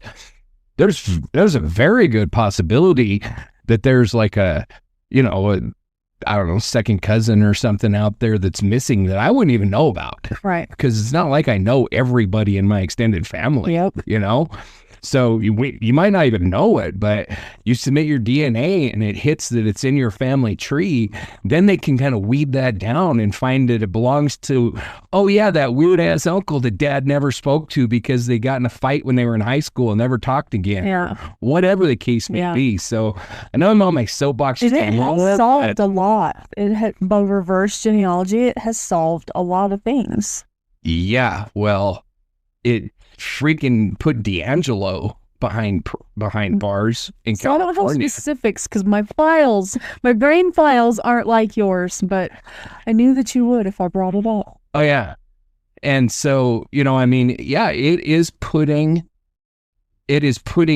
perpetrators in jail, and it is identifying unidentified people and giving them back their name and their families. Yeah. So it's huge. So I mean, obviously everybody's free to do whatever the hell you want to do. And I would never judge somebody. Like, if it's not your thing, if you don't want it out there, I completely get it, because I'm really more geared that way. So He's not a resident mystery man. Yeah, absolutely. But so if you don't want to do it, then that's fine. I'm not trying to guilt you into it. But if it's just because you haven't gotten around to it yet or something, do it. Yeah. And it's like $100. I think the through Ancestry one was like $100 or something. It's not like it's very expensive. Not that I haven't wanted to. I just haven't gotten around to doing it yet. But so, what about the fire? Do we know why she was burned? We don't. All we know is that it happened after death. There are theories. Maybe it was meant to destroy evidence, though oddly, the fuel used to burn her wasn't the same as that was found in the can. Maybe it was a failed attempt at total destruction, or maybe it was symbolic and meant to punish or erase, but that's just conjecture. The other thing I was thinking about is maybe they bought or brought this fuel for this purpose and it didn't work, because unfortunately I have nothing. I don't have the lab report that says what the fuel is, but I was just spitballing. I've driven truck. I've, been a ranch kid. So I was thinking, well, what if you go buy this fuel and it doesn't work, whatever. And so you're like rummaging through your truck and you find, I don't know, a can of ether or something like that. Ether is used as starting fluid to start everything. You just gave me a weird look. Like, no, I was sorry. Why would you have ether? I was adjusting. Ether is also used to like knock people out. So I thought maybe you're. So I hope you don't have ether. Like a kidnapper or something. But no, I mean, typically you'd have a can of ether or starting fluid under the seat or something. Maybe the fuel in the can didn't work, and so he grabbed a can of ether, or maybe he grabbed a freaking bottle of moonshine, or who the hell knows, because we don't know what the accelerant was. So that's kind of what I was thinking, is maybe he brought this can intending to use it and it didn't work, and so he just grabbed whatever he had on hand. But who the hell knows? I don't know. Because all we know is that the fire was incomplete. Clara's skeleton was left behind, enough for cause of death to be determined, and enough for the dental fluorosis to be observed, but not enough for ID. It was an act of concealment, not obliteration. So let's talk location. Clara was found in a narrow dry wash in Elko County, far from any major road. No one saw anything suspicious. No drivers passing through, no tire marks noted in official records, just a scorched hollow in a sun-bleached landscape. And back then, there wasn't any local infrastructure for this kind of case, no regional DNA databases, and no state task force, so no forensic genealogy team either. Correct. The file sat for decades. It wasn't until the 2000s that her case was even re-examined seriously, and not until much later that DNA was processed. Today, we have her biological profile, but we're still missing the most important piece, and that is her name. And this is where we return to a hard truth. The system didn't fail because it didn't care. It failed because it wasn't built for this. In 1974, the idea of national coordination on cold cases didn't even exist. Nevada's rural sheriffs weren't connected to other jurisdictions. There was no NamUs, no widespread use of dental databases, and Clara, like so many others, was lost in that gap. That's what haunts me. It's not just about the one woman. It's about all the ones like her.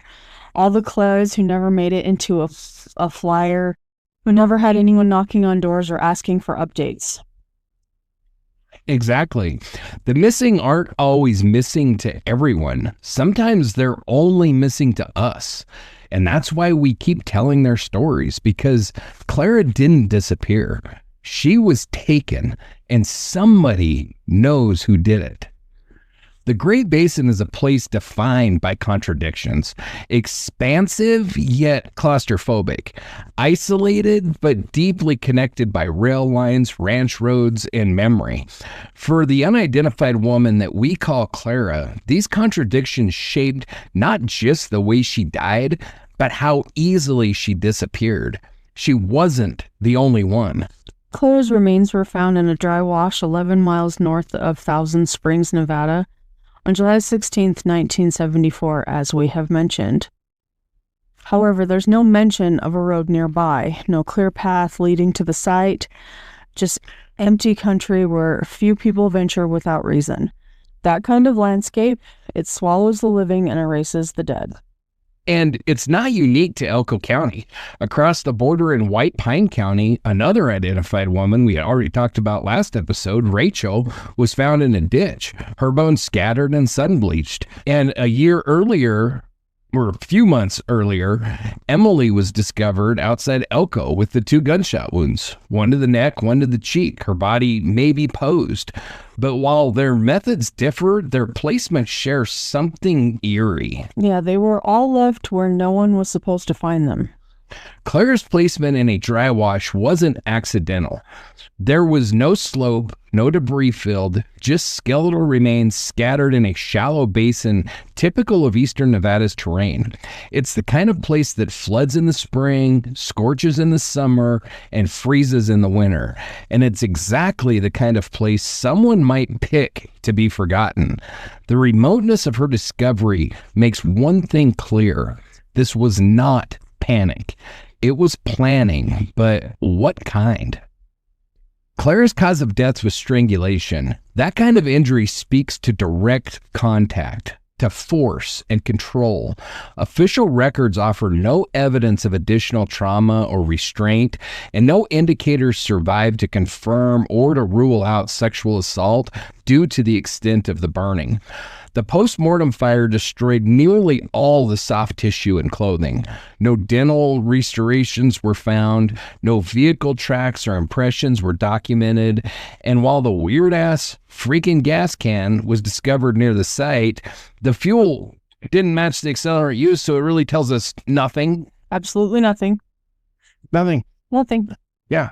So, and who the hell knows? We've talked about it. We're beating a dead horse at this point. Yeah, we really are. And there's another painful commonality shared by Clara, Rachel, and Emily. They're all unidentified. Mm.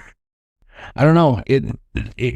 It's really freaking tough. I know I've said it like over and over again, but research in these cases, it's harder than researching, and not just harder because there's less information out there.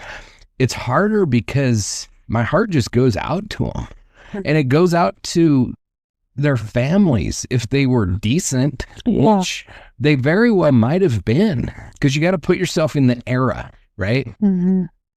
And so kids were doing this all over the freaking place, and it wasn't all that uncommon, in the going way back, for kids to take off and start a life somewhere and never have contact with their family. Yeah. Now we think of it as insane, like, oh my gosh, but that was a period of time where that was relatively normal. And if you chose not to just take up roots where your family lived, where you grew up, chances are you might not see your family again. Yeah. I mean, if we go back far enough, where traveling was significantly more difficult, Mm. Even to like our grandparents' generation, when you're talking about having to drive a Model T across country, well, people just didn't do that shit.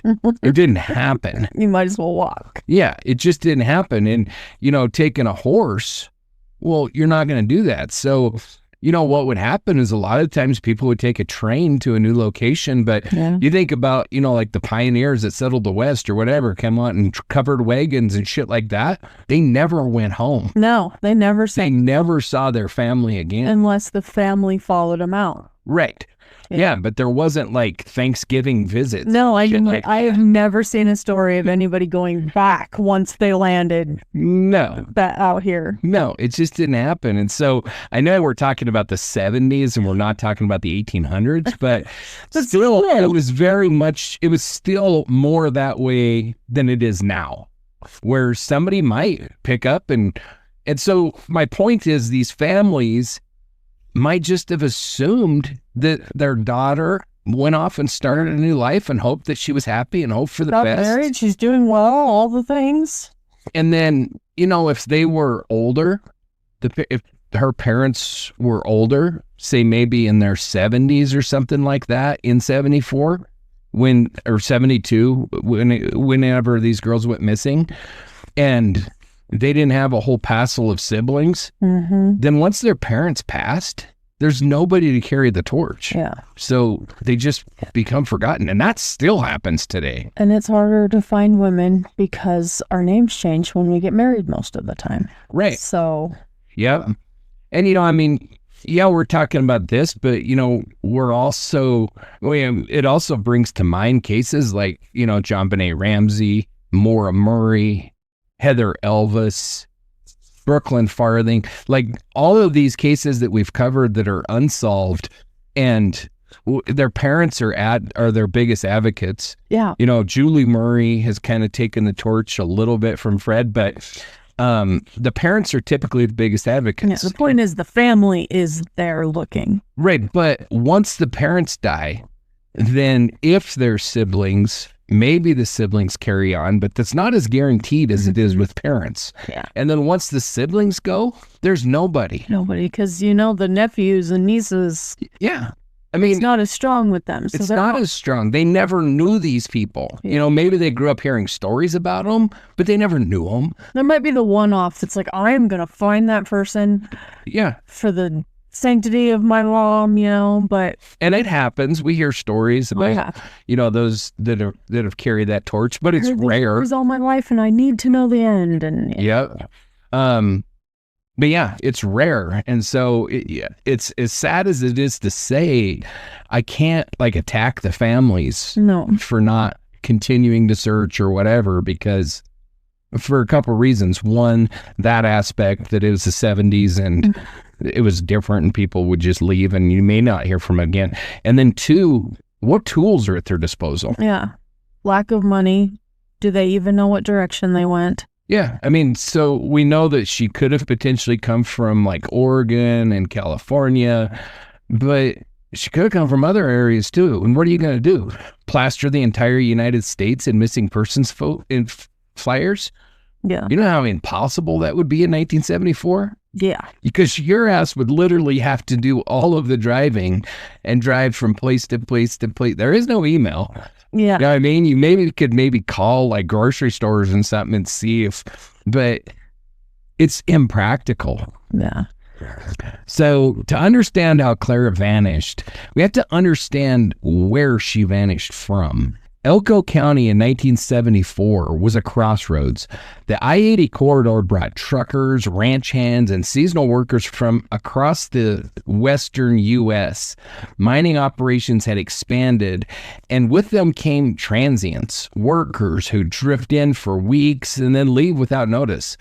The anonymity of that lifestyle made women like Clara vulnerable. She could have arrived in Elko a week before her death. Or 6 months. No employment records, no paper trail, no lasting connections. And it wasn't just people passing through, it was silence. If someone went missing in this part of Nevada, law enforcement might not know for weeks or ever. Claire's case, like others in this region, faced that same dead air. There's no way to say for certain whether Claire's killer was local or a traveler, But the geography does suggest intent. Clara was left in that dry wash that required some familiarity with the land, not because it was scenic or symbolic, but because it was quiet. And in 74, it was even quieter than it is now. But here's the thing, her case isn't just a one-off. When you step back and study the placements, the rural sites, the partial remains, the isolation, you start to see a grim consistency. And that's what makes the Great Basin different from urban serial cases. The silence here isn't accidental, it's engineered. Exactly. It's not a killer vanishing into the crowd.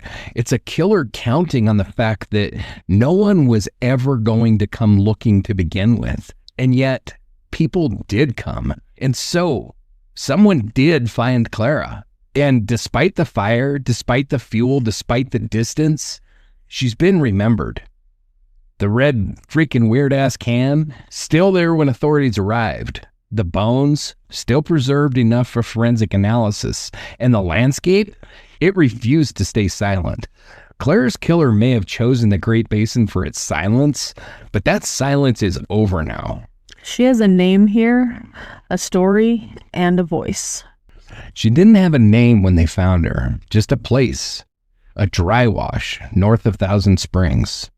Just a date, July 16th, 1974, and just the charred outline of what had once been a woman, reduced to skeletal remains by fire. But there's a story here, one not told through voice, but through silence, one not preserved in memory, but in bone. And in this series, Rocky Mountain Reckoning, we believe silence is a witness. And even in that silence, Clara, our name for her, deserves to be heard. There was no soft tissue, no blood, no fibers, but the bones told part of the story. Clara's dental profile showed signs of dental fluorosis. That gives us a limited geographical window. High fluoride regions include parts of central Nevada, eastern Oregon, rural Utah. No evidence of dental work was noted in the official records. No fillings, no caps, no bridges, just teeth shaped by groundwater. Her mitochondrial DNA was collected and entered into national databases, but as of today, she still remains unmatched. That could mean her relatives never submitted samples, or it could mean she has no family left to submit them. Her height is estimated at between 5'1" and 5'9", depending on what source you go with. Right. The age range, late teens to early 20s. We know she had auburn hair and that she had no clothes that were found. The details we do have lead nowhere. The ones that might matter the most, her face, her clothes, her name, were taken by the flames. So let's talk about signature. MO is how the killer operates, what they do to achieve the kill. Signature is what they need to do. Rituals, behaviors, or choices that fulfill a psychological drive. With Clara, we're limited. There's no indication of posing, no ligatures, no sexual evidence, because none could survive. But there is the fire, and there is the location, the isolation. Official records indicate that Clara was likely killed elsewhere and then brought to the dry wash post-mortem. The position of the skeletal remains, disarticulated and heavily damaged, suggests relocation before burning. That could indicate a signature element, the concealment or erasure of identity. Whether the killer sought to hide evidence or exert post-mortem control, the act of setting fire to her body speaks volumes, even if we don't know what language it's in. So we've covered Emily, found in Star Valley, and Rachel, recovered in a ditch in White Pine County. All three women were found in Nevada's high desert with significant distance between their discovery sites, yet all shared common traits. None were matched to missing persons reports. All were found in areas with minimal human traffic. All had clear signs of fatal violence, and all were denied a name. But like we said before, Kara's case is a little bit more distinct because of the fire. While Emily was shot and Rachel was partially skeletal, neither case involved burning. Clara's death includes an attempted eradication. That raises questions about whether her killer was worried about forensic trace or whether the act was emotionally charged. And that damn fuel can. Why bring it, only to leave it, unless it was dropped in haste or forgotten, or maybe it wasn't used at all and was already there? The truth is, we just do not know. But its presence means we can't treat Clara like a one-note tragedy. Her case may hold the key to unlocking behavioral consistency or confirming randomness. So there's still several avenues open. Forensic genealogy, like we said, her DNA, it remains in CODIS, and with broader use of familial matching, there is still hope her relatives might one day be found.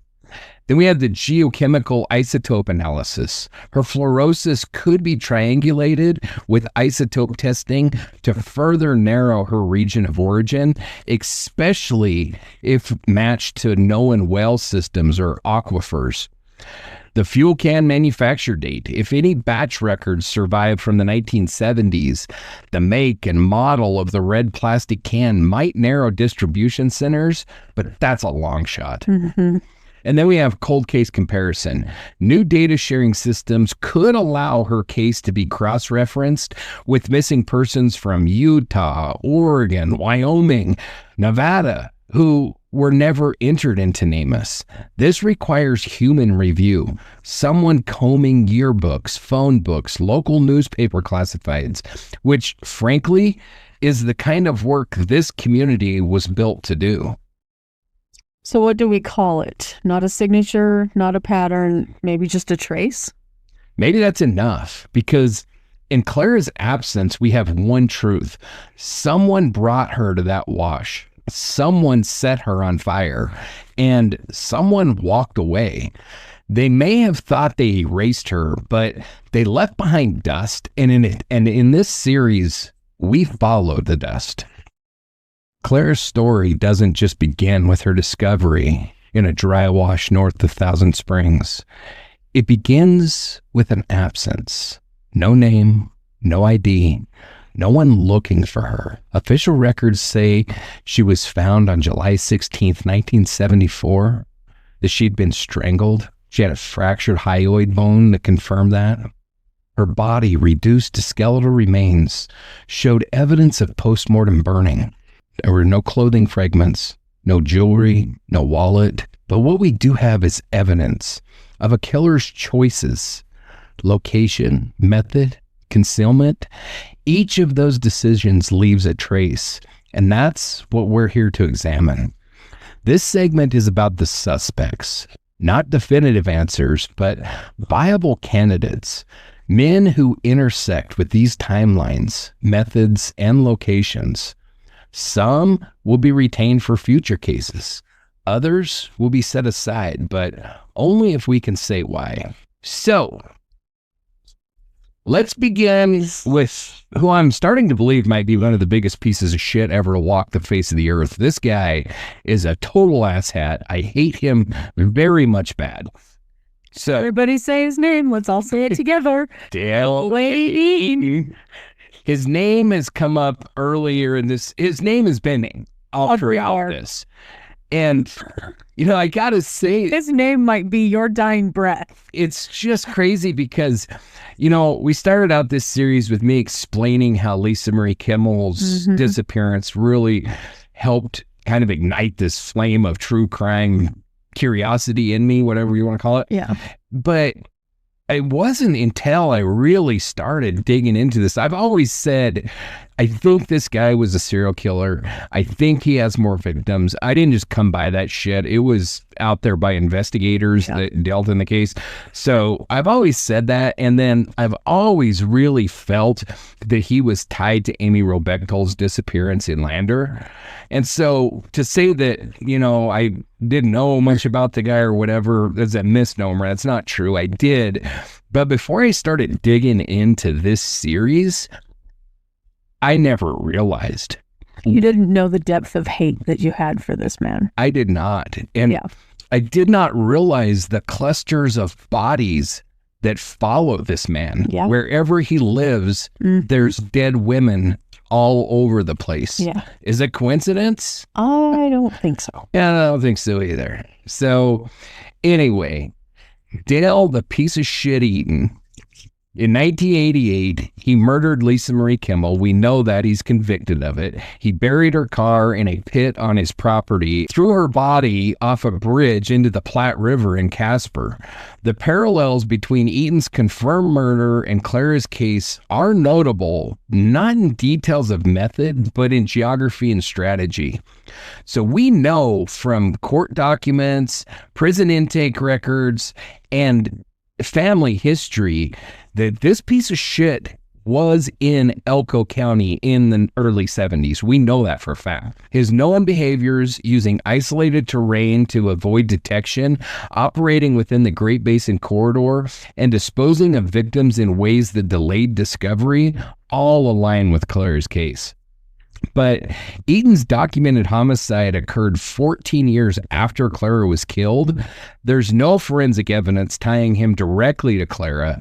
Clara's mitochondrial DNA remains unmatched. There was no third-party DNA found on her, unfortunately. And so we don't have any DNA that we're going to link to a killer in this case, unless there's some holdback information that I don't know about. I don't think there's any of that kind of DNA. So Not this long. They wouldn't be holding it. no. So, but there's no biological trace that connects Eaton to this crime. So dare I ask, John, what makes him more than just a footnote? You say that almost like you're scared to hear an answer.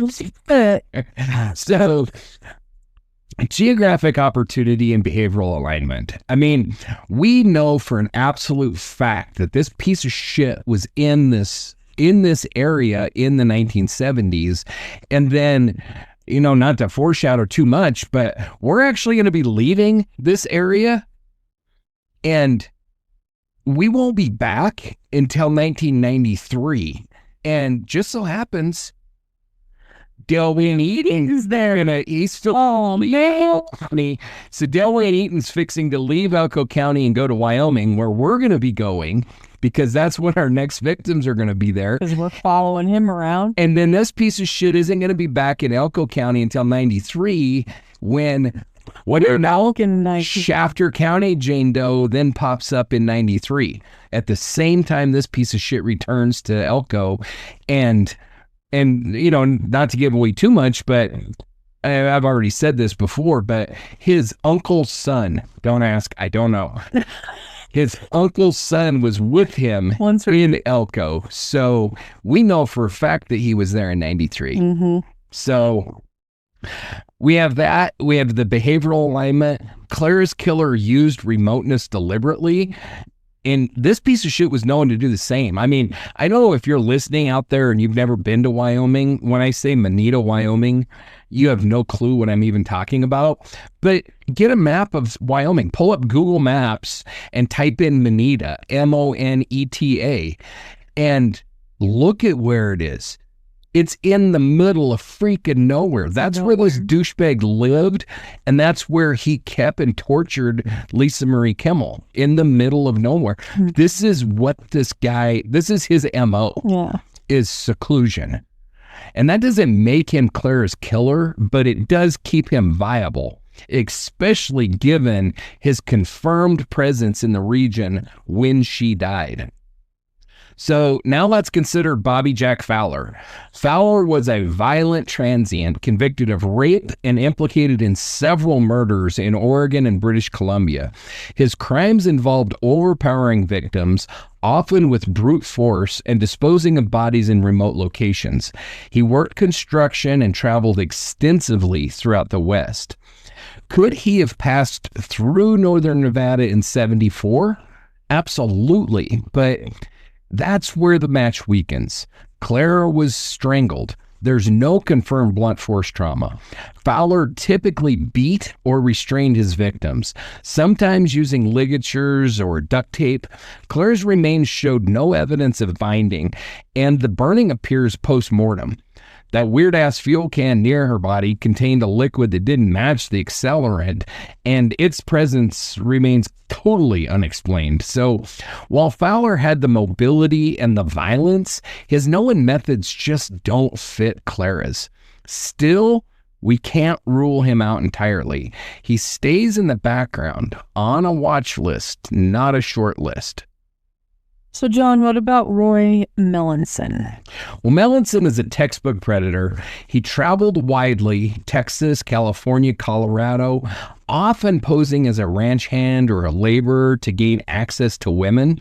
His victims were often strangled, and he left their bodies in isolated areas. He was convicted in 2011 for the 1988 murder in Napa, California, but was suspected in earlier crimes. That's what places him in this discussion. We don't have documentation confirming his presence in Nevada in 74, but Clara's cause of death, manual strangulation, does match Melanson's pattern.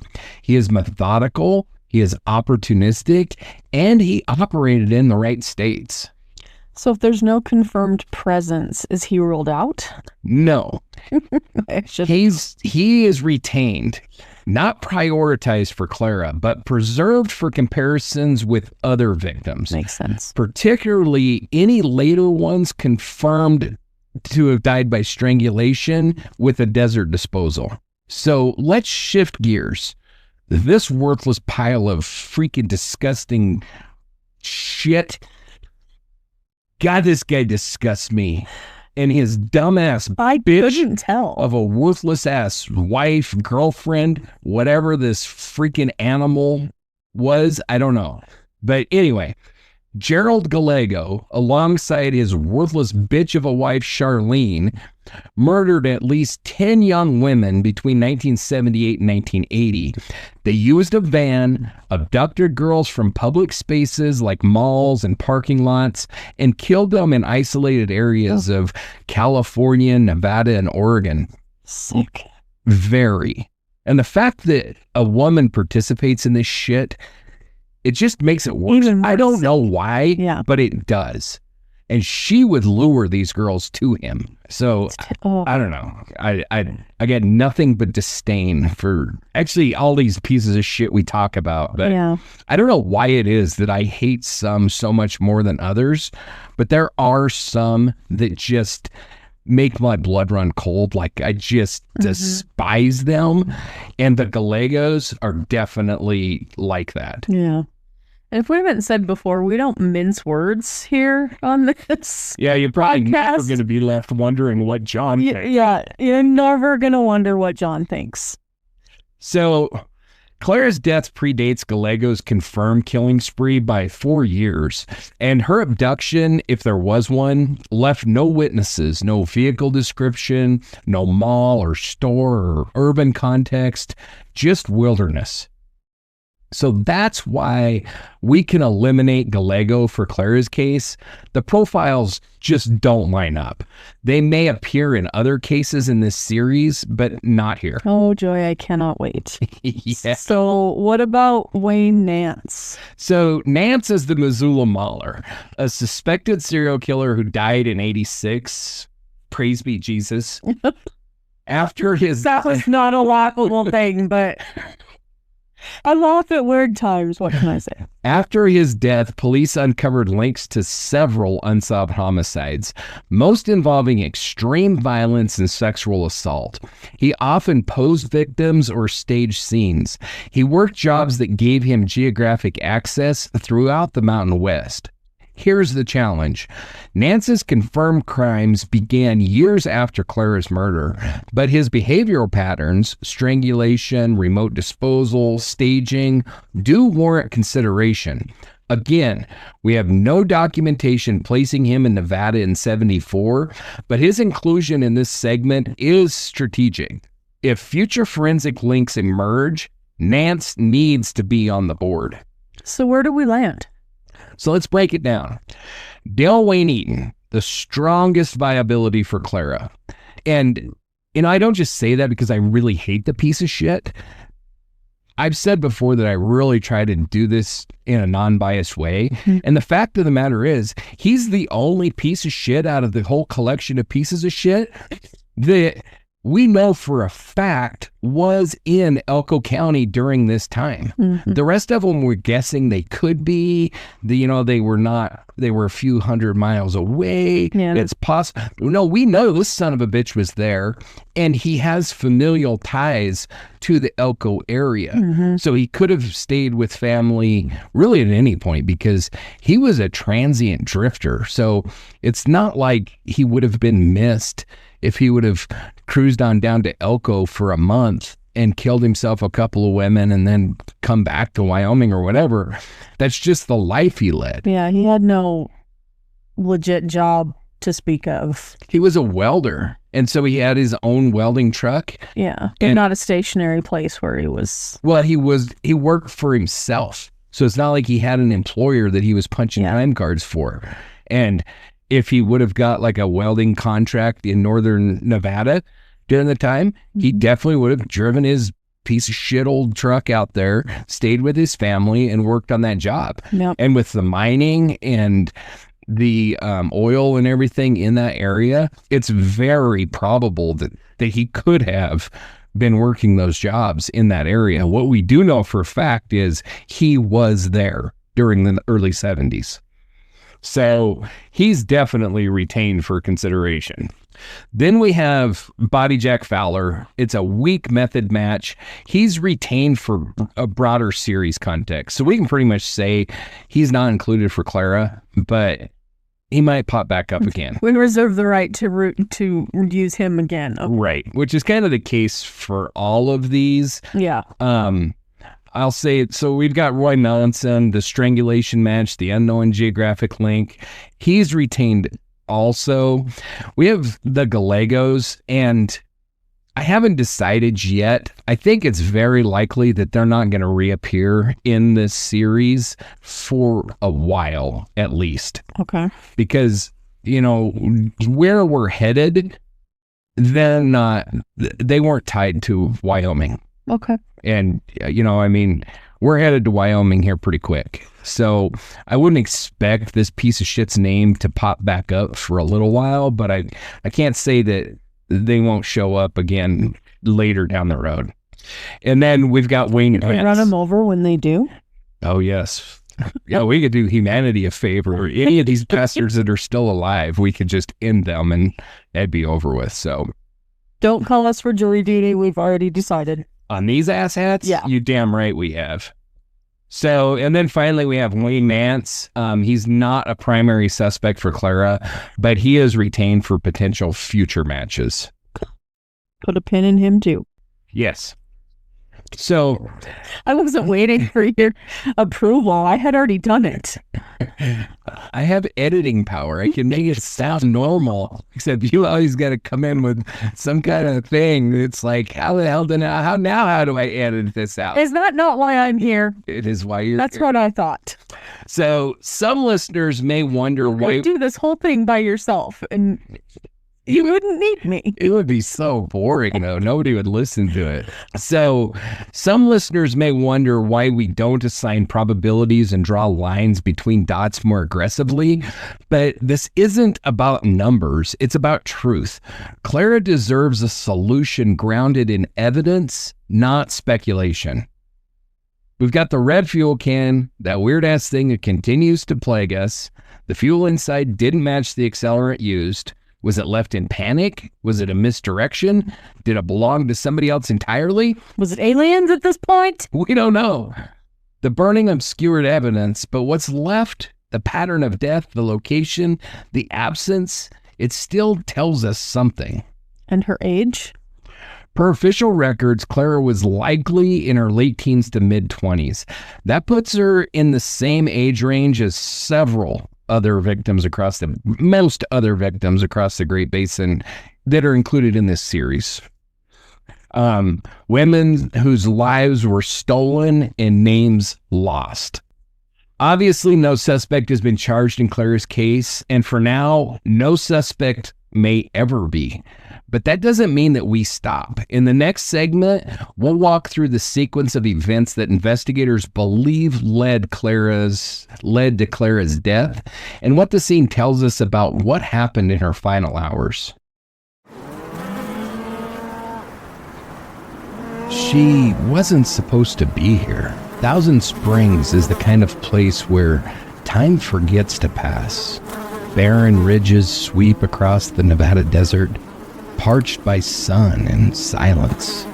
There's nothing out here but wind, sagebrush, and the quiet certainty that someone will be forgotten. And on July 16, 1974, that certainty came true.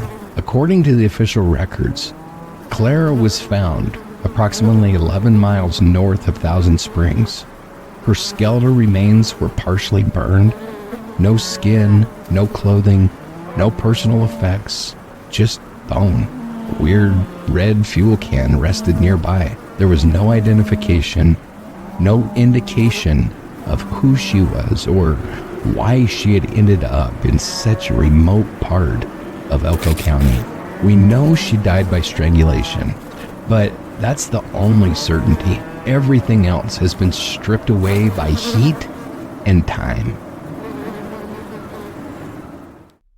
And that's the thing with desert fires. They don't just destroy evidence, they erase identity. They level the field between accident and murder, between victim and ghost. The remote nature of the dry wash suggests that it was specifically selected. There's no natural foot traffic here, no line of sight for major roads, and no reason to wander into it without a plan. But whether the killer had intimate knowledge of the area or just stumbled across it is something that we can't confirm. The fire did what it was supposed to do, obscure the truth. It destroyed potential trace evidence and limited the autopsy to bone-level analysis. The damage was so extensive that official records confirm no estimate can be made of Clara's actual height, weight, eye color. There's no dental match, no identifying scars or tattoos. Even her hair color is a bit uncertain. That makes this even harder because someone might have seen her at a diner or gas station and remembered a girl with auburn hair. But if it's not verifiable, it's just a shadow in the record. Exactly. And Clara's dental records don't match any known missing persons. Her mitochondrial DNA has been entered, but so far, nothing. She remains unidentified. Here's where we have to tread a little bit carefully. There's a tendency to over-speculate, to imagine she was a runaway, a hitchhiker, a transient, but official records do not provide that context. What we can say is that the I-80 corridor was busy, like we've said, in the 1970s, especially in the summertime. It was a mix of long-haul truckers, seasonal workers, and travelers trying to cross the country on a shoestring budget. Small towns like Wells, Carlin, or even Wendover saw hundreds of young women pass through bus stations, diners, and motels every year. Clara could have been one of them. She might have had a destination, or she might have already arrived. And there's a loneliness to that, being out in the desert surrounded by nothing but sagebrush and sky with no one knowing your name. And then something happened. Clara was killed. Not in a rage, not by accident. Strangulation, according to official records, implies a deliberate, sustained act of control. It is not fast. It is not clean. And a decision to burn her afterward makes this even more complex. We don't know if Clara died at the dry wash. Official records do not provide evidence of a struggle or transport. It's possible that she was killed elsewhere and brought here. It's equally possible that she died there and was immediately burned, but no blood, no tire impressions, or other transfer evidence was documented, likely because the fire destroyed it or time erased it. What remains are questions. How did she get here? Did someone drive her into the wash with the promise of something? Was she already dead before the fire? Was the killer alone? We can't answer those, not without more evidence, not without a name. But we can say this. Whoever did this wanted her gone. Not just gone from this earth, but gone from memory, from identity. They didn't dump her in a ditch or leave her in a hotel room. They brought her to one of the most remote areas in Elko County, set her on fire, and vanished. There's something almost ritualistic about it, but we're not here to assign meaning to what we can't prove. All we can do is look at the evidence. No jewelry, no purse, no identification, no matching missing persons report, no evidence of where she came from or what brought her here. And yet she lingers in public records in the silence of the wash. And now in this episode, if there's anything that we've learned from Clara's case, it's how fragile memory can be. Her name is gone. Her face gone. Even the state couldn't give her a profile beyond young woman, likely white, with no confirmed features. But we do know that she lived, she laughed, she had a family, and she had a first day of school and a last day she saw the sky. She deserved more. Someone knew her. Someone knows that she never came home. The public memory of Clara, our name for the unidentified woman found in the desert near Thousand Springs, is practically non-existent. No obituary, no school photo, no news cycle, no search parties, just a blip in the local news. And even that, barely more than a paragraph. It's not just haunting, it's strategic. Because in 1974, stories like Clara's didn't make front pages unless someone famous was involved or unless the crime scene was too loud to ignore. Clara's case wasn't loud. It was ash and bone. In preparing for this episode, we reviewed dozens of newspaper archives from Nevada, Utah, Idaho, Northern California, and the results? Disheartening. The Elko Daily Free Press, the closest paper to the crime scene, ran a small article 3 days after Clara's remains were discovered. The headline? Remains found north of Thousand Springs. No photo, no sketch, just a note that some skeletal remains had been found in a dry wash and that investigators were working to identify the victim. That was it. No follow-up, no statewide alerts, no name ever attached. Compare that to the known homicide cases in Reno or Vegas in the same era. Those got weeks of coverage. Full courtroom photos, family interviews. But Clara, she didn't have a name, a community, or a campaign. She was silence in the form of a headline. We also checked Salt Lake City's Deseret News, Boise's Idaho Statesman, and multiple Sacramento papers. None of them ran stories on Clara's death. And yet, during the same week in July 1974, all those outlets ran articles about a missing college student from California, a new freeway interchange in Ogden, and livestock prices at auction. It's not that the public wasn't interested in stories like Clara's. It's that they were never given those stories. Her death was made invisible. It was ghosted by the press and swallowed by geography. And that silence, the vacuum left behind, creates two kinds of harm. First, it prevents justice. But second, it allows the killer to vanish without consequence, because nobody was looking. Not really. And this isn't unique to Clara. In researching Rocky Mountain Reckoning, I've identified dozens of women and girls found across Nevada, Utah, Idaho, Wyoming in the 1960s through the 1980s whose deaths received little to no coverage. Many were listed in local police blotters or sheriff's logs, but never written up by any major outlets. No one tracked them. No one followed up. And then the silence stretched long enough that they disappeared from memory entirely. We talk about the golden age of serial killers in the 70s and 80s, but we rarely ask why so many killers got away with so much. Part of the answer? Media infrastructure. Local newspapers were overburdened. National media wasn't interested in stories without a headline-grabbing angle. And women who were indigenous, transient, working class, or simply unidentified, they got the least coverage of all. In Clara's case, we see all those factors collide. She was likely not from Elko County. There were no local missing persons reports that matched her description. She may have been a hitchhiker, a runaway, or simply passing through. That made her no one's hometown headline. And once it was clear there wouldn't be an arrest or a confirmed identity, the press moved on. We did find a single mention, a one-sentence update in August of 1974.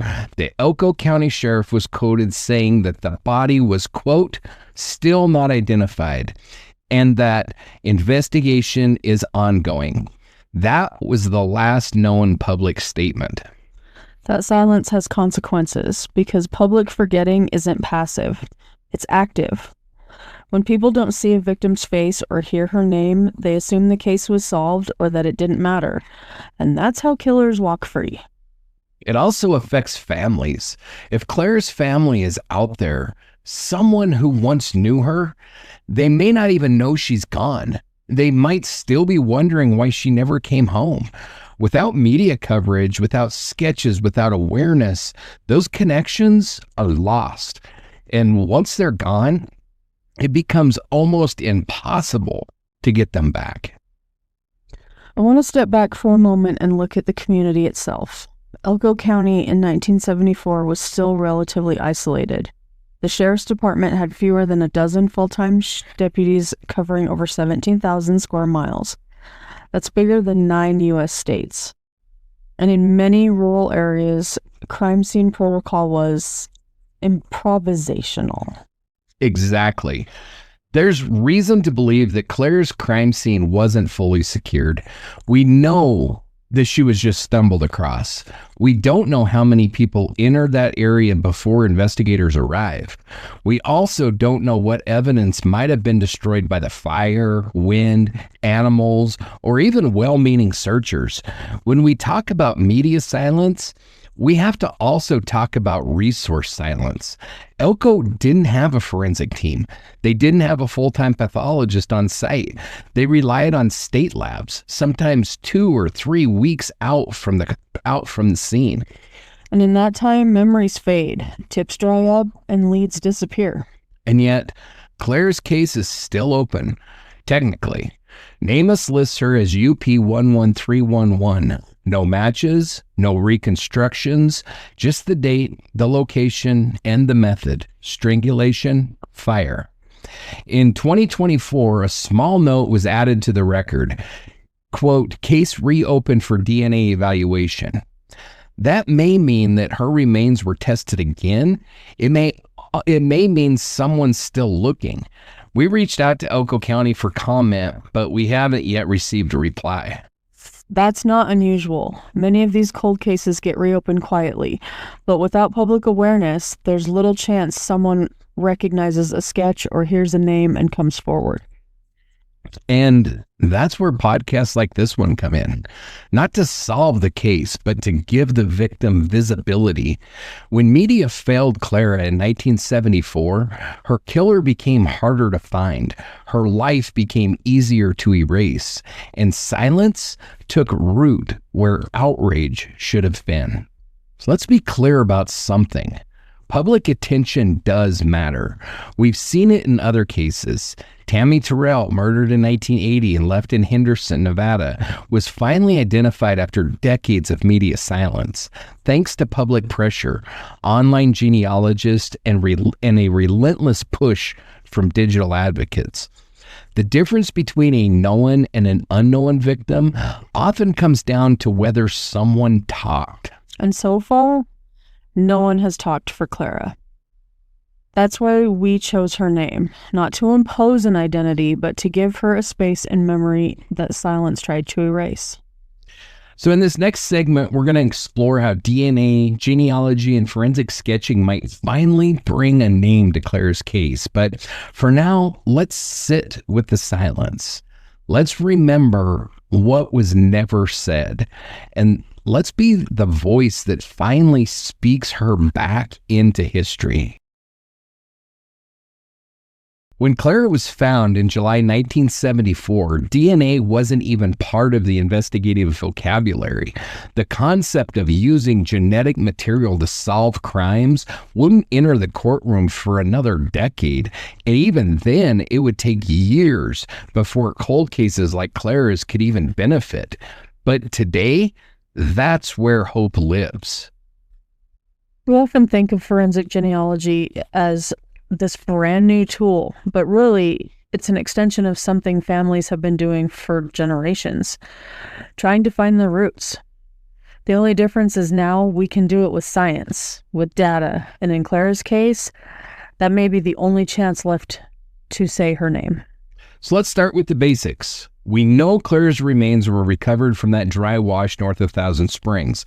We know about the fire that destroyed the soft tissue. The only things left were bone fragments, part of a jaw, some teeth, and that weird-ass gas can.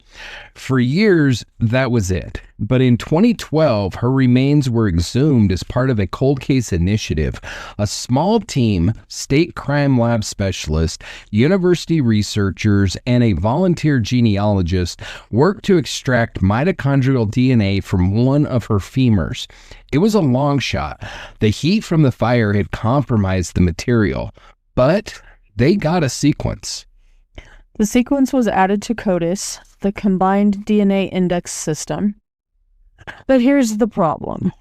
Clara was never reported missing, not in Nevada, not in any neighboring states, so there was no profile to compare it to, no match. That's where forensic genealogy enters the picture. Rather than looking for a direct match in law enforcement databases, genealogists upload DNA profiles to public platforms like GEDmatch or Family Tree DNA, Ancestry.com, 23andMe. I mean, there's a shit ton of these things now. And there's services where everyday people voluntarily upload their DNA to find relatives, and sometimes they find the unknown. As of 2023, Clara's case was included in a batch submission for the Nevada Cold Case Initiative aimed at solving decades-old unidentified remains. The genealogy lab used a process called SNP testing, single nucleotide polymorphism, which looks at tiny variations in DNA that can reveal ancestral clues. And this is where things get tricky. Clara's DNA showed markers consistent with someone from the Great Basin region. That includes parts of central Nevada, Utah, and southeast Oregon. These aren't exact locations, but rather probabilities. Geographic trends passed down in DNA over generations. One of the most telling indicators? That dental fluorosis.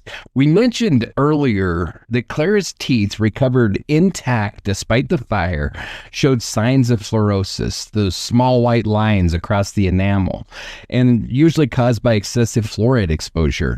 This lines up with rural towns that had high naturally occurring fluoride in the water supplies during the 1950s and 60s. Places like Ely, Tonopah, and certain parts of rural Utah. And that narrows things down. Not enough to identify her, but enough to say Clara likely grew up in this region. She wasn't just passing through. But even with that, there's a major hurdle. Many of the people living in those regions during that era were transient. Miners, ranch workers, railroad families. They didn't always leave paper trails. And if Clara's family moved often, or was disconnected from formal institutions like school or church, there may be no missing person report anywhere. Still, there's hope. In early 2024, we confirmed with the Nevada Forensic Lab that Clara's SNP data had produced multiple distant cousin matches, third and fourth cousins. These are the building blocks of what's called genetic triangulation. Genealogists use these small matches to build family trees, branch by branch, tracing backward until they find a common ancestor. Then they move forward, identifying all descendants of that person. Somewhere in that descendant pool is Clara. But this is painstaking work. Each family tree can take months. It requires census records, obituaries, archived marriage licenses, sometimes even funeral guest books. And since Claire's closest matches are distant relatives, there's a wide margin of error. Still, it works. The same technique helped identify Tammy Terrell in Henderson, Nevada, and it helped name the previously unknown Washoe County Jane Doe, whose remains were found near I-80 in 1982. Both had no direct DNA matches, but genealogy cracked them open. The difference with Clara? There hasn't been a media push, no campaign, no dedicated family member posting updates or running a Facebook page. Her tree is being built in silence by volunteers on their own time. That's what makes this podcast part of the process. By saying her name, Clara, we create the possibility that someone hears something familiar, a town, a date, a detail, and suddenly what was once just bone and data becomes recognizable. And it leads us to another tool, forensic art. In 2021, the Nevada Cold Case Project commissioned a forensic facial approximation based on Clara's skull. It was created using digital rendering software and 3D cranial markers. A composite sketch built from probability and facial autonomy. The sketch was released to law enforcement, but never shared publicly, which I don't get that shit at all. Yeah. We have requested it for this episode, but we haven't received a response. If it's released, we'll add it to our episode notes and to her blog post on our webpage. We also spoke to volunteers in the online cold case community, people who follow NamUs, Doe Network, and other platforms. A few had made their own speculative sketches. Others had proposed matches to known missing persons. None of them have stuck. Either the dates didn't line up or the locations were too far removed from Clara's dental and DNA profile. There was one theory that we found compelling. A user from WebSleuth proposed in 2022 that Clara might be connected to a missing girl from Central Oregon who disappeared in late 1973. That girl, then 17, was never officially reported missing, but had been known to hitchhike. The family didn't believe she had vanished. She had just left. They only began asking questions when they saw a composite sketch years later from another case entirely. But the DNA profile for that family didn't match Clara's. The search dead-ended. It's possible the right family just hasn't tested yet, or maybe Clara never had family in the traditional sense. It's easy to feel hopelessness. Well, it's easy to feel hopeless in the face of that silence. But we've seen stranger cases break open. Some after 40 years, some after 60. The key is persistence. And in Clara's case, that means two things: people listening and people testing. So if you're from the Great Basin, especially rural Nevada, Utah, or Oregon, and your family has a missing link, anyone who may have vanished around 1974, someone you were told went off the grid or moved away and never came back, please consider submitting a DNA test through GEDmatch or Family Tree DNA and opting in to law enforcement matching. It costs nothing and it may solve a murder. We'll include links in the show notes.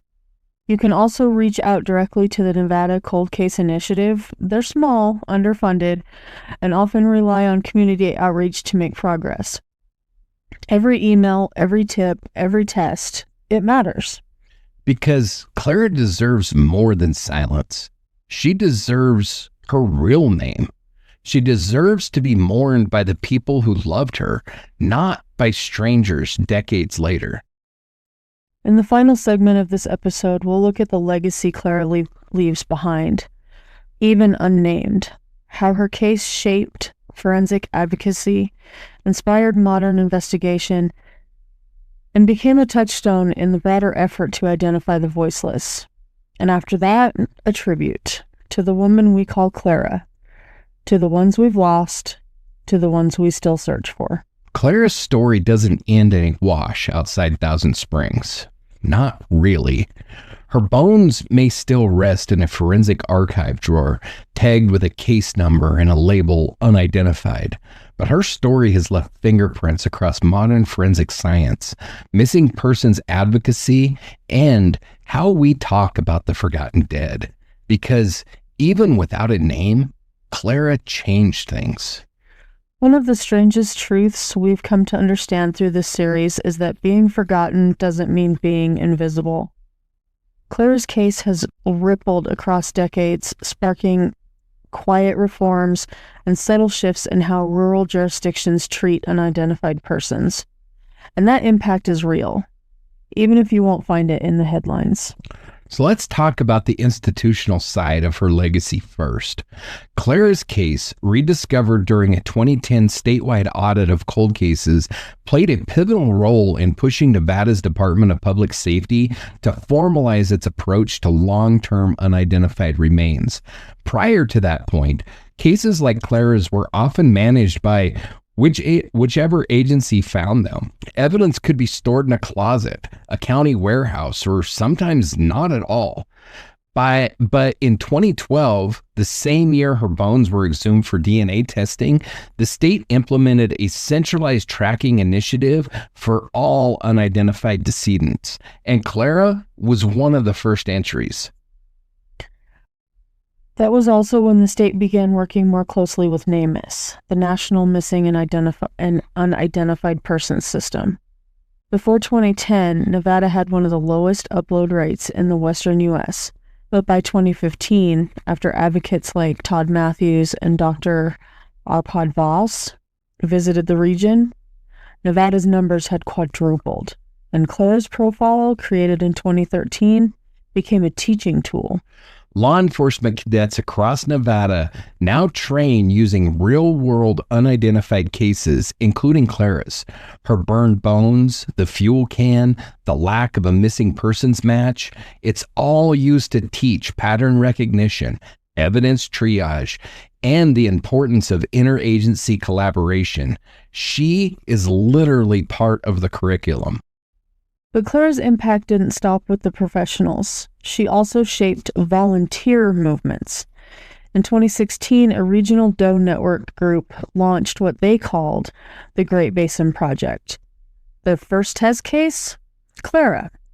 Volunteers from Nevada, Oregon, and Utah poured through old newspapers, tracked census patterns based on her fluorosis, and flagged missing girls whose names had never made it into NamUs. Some of those names were eventually added. One of them led to a family in Elko County requesting a DNA test. It wasn't a match, but it was because of Clara that the family was reconnected to law enforcement for the first time in 40 years. That kind of impact? It's impossible to measure. In 2018, the first statewide conference on cold cases in Nevada included a breakout session titled Justice for the Unnamed. Clara's case was one of the 3 examples used to illustrate the challenges of working with degraded remains and no missing persons anchor. Several coroners who attended that session later implemented tracking protocols in their counties, creating storage logs, requesting NamUs uploads, and digitizing paper records from the 1960s and 70s. That never would have happened without Clara. And while the system slowly evolves, Clara's case also shifted how people like us, podcasters, researchers, amateur sleuths, talk about the unidentified. Before this wave of digital storytelling, it was easy to refer to cases like hers by their locations. The Thousand Springs Doe, the Washoe County female. These were placeholders, sure, but they also dehumanized the women involved.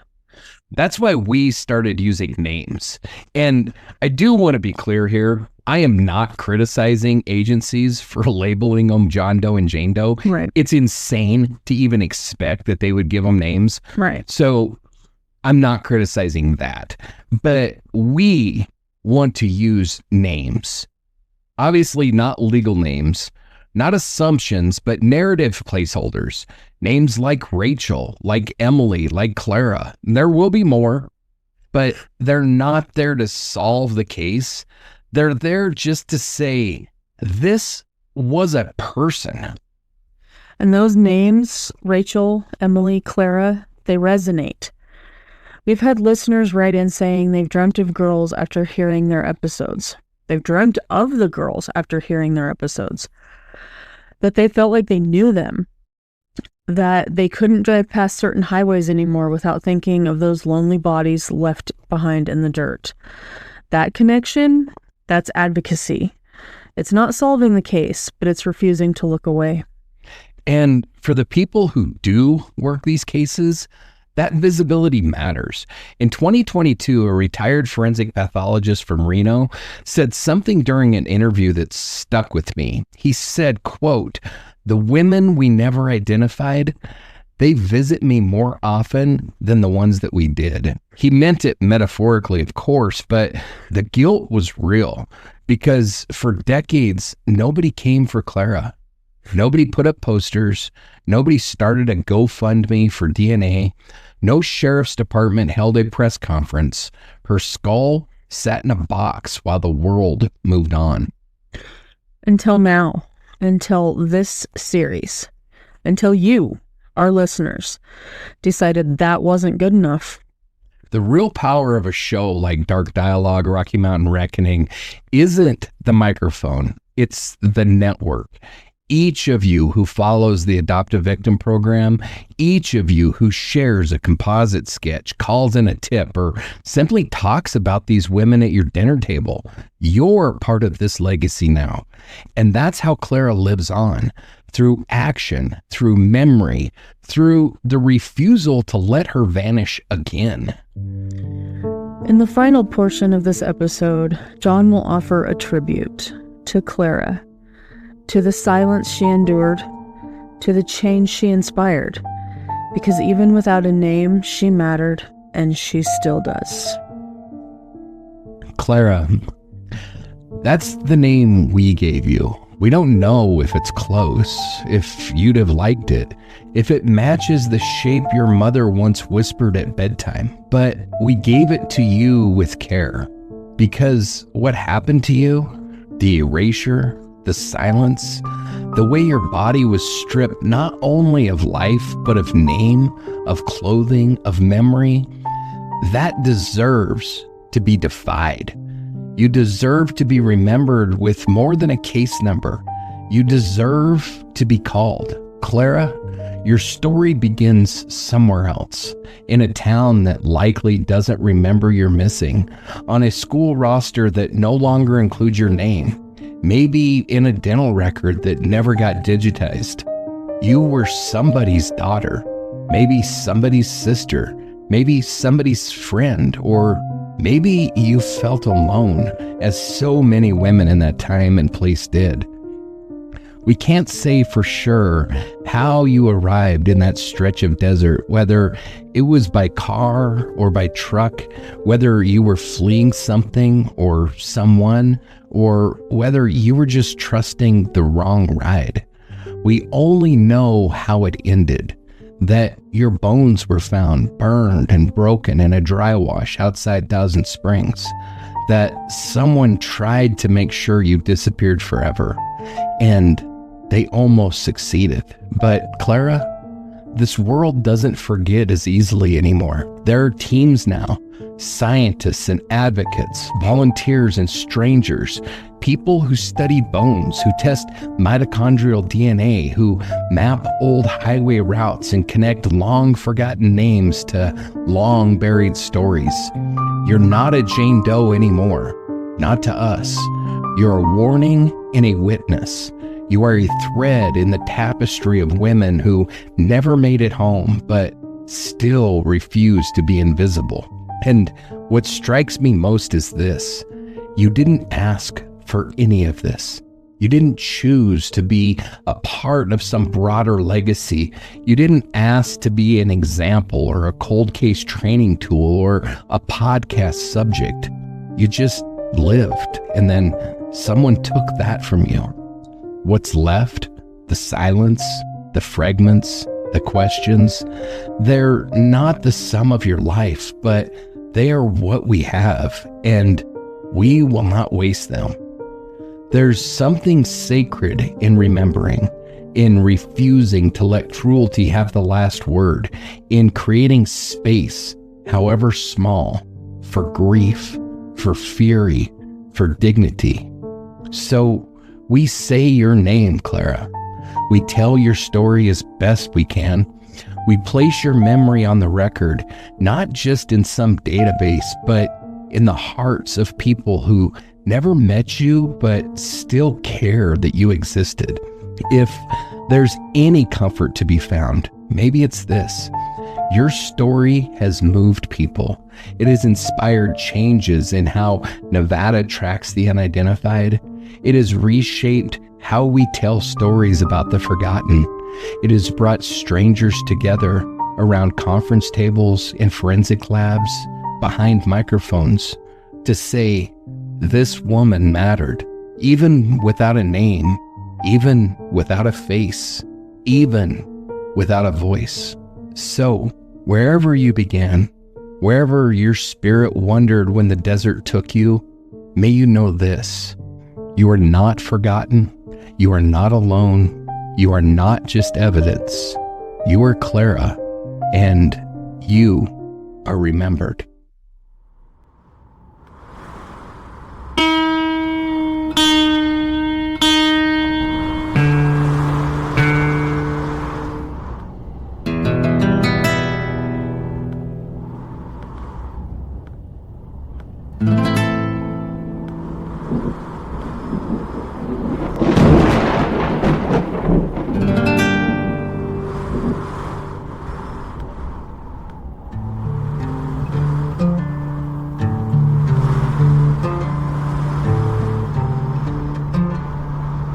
We want to thank you for walking this road with us. Thousand Springs Jane Doe, Clara, as we've chosen to call her, is more than a case file. More than charred bones and scattered fragments in an evidence box. She is someone's daughter, someone's lost memory, and she deserves to be known. This isn't just about bringing justice to her story. It's about the hundreds of other missing and unidentified women lost in the shadowed valleys of the West. It's about building a collective that refuses to forget. And you're part of that now. If Clara's story has moved you, and we hope that it did, there are a few ways that you can stand with us. First, visit darkdialogue.com to access maps, documents, photos, and forensic reconstructions tied to every victim that we cover in Rocky Mountain Reckoning series. There, you can also join the Adopt a Victim initiative. Whether you want to research from home, help with genealogy, or organize search efforts in the field, there's a role for you. Choose a case, join a team, and help return a name to the nameless. You don't have to be an expert, just someone who gives a damn. If you're able, we also appreciate your support on Patreon, Ko-fi, and Substack.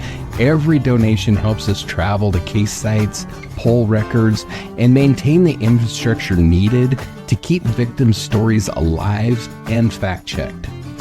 You can subscribe to our newsletter, The Dark Dispatch, for exclusive updates, case breakthroughs, and field notes from our team. You'll also hear directly from the volunteers behind the scenes, working day and night to carry this mission forward.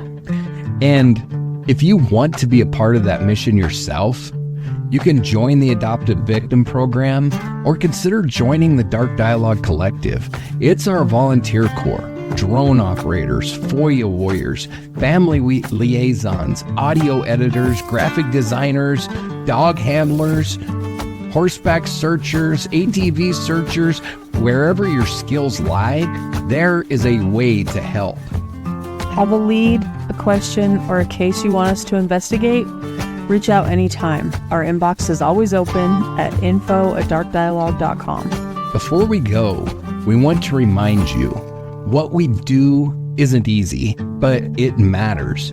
For the ones still missing, for the families still waiting, and for the ones whose names were nearly forgotten but won't be, not if we have anything to say about it. We'll see you next time on another trail through the high desert silence. Make the guilty remember, and the lost unforgettable. Face the reckoning.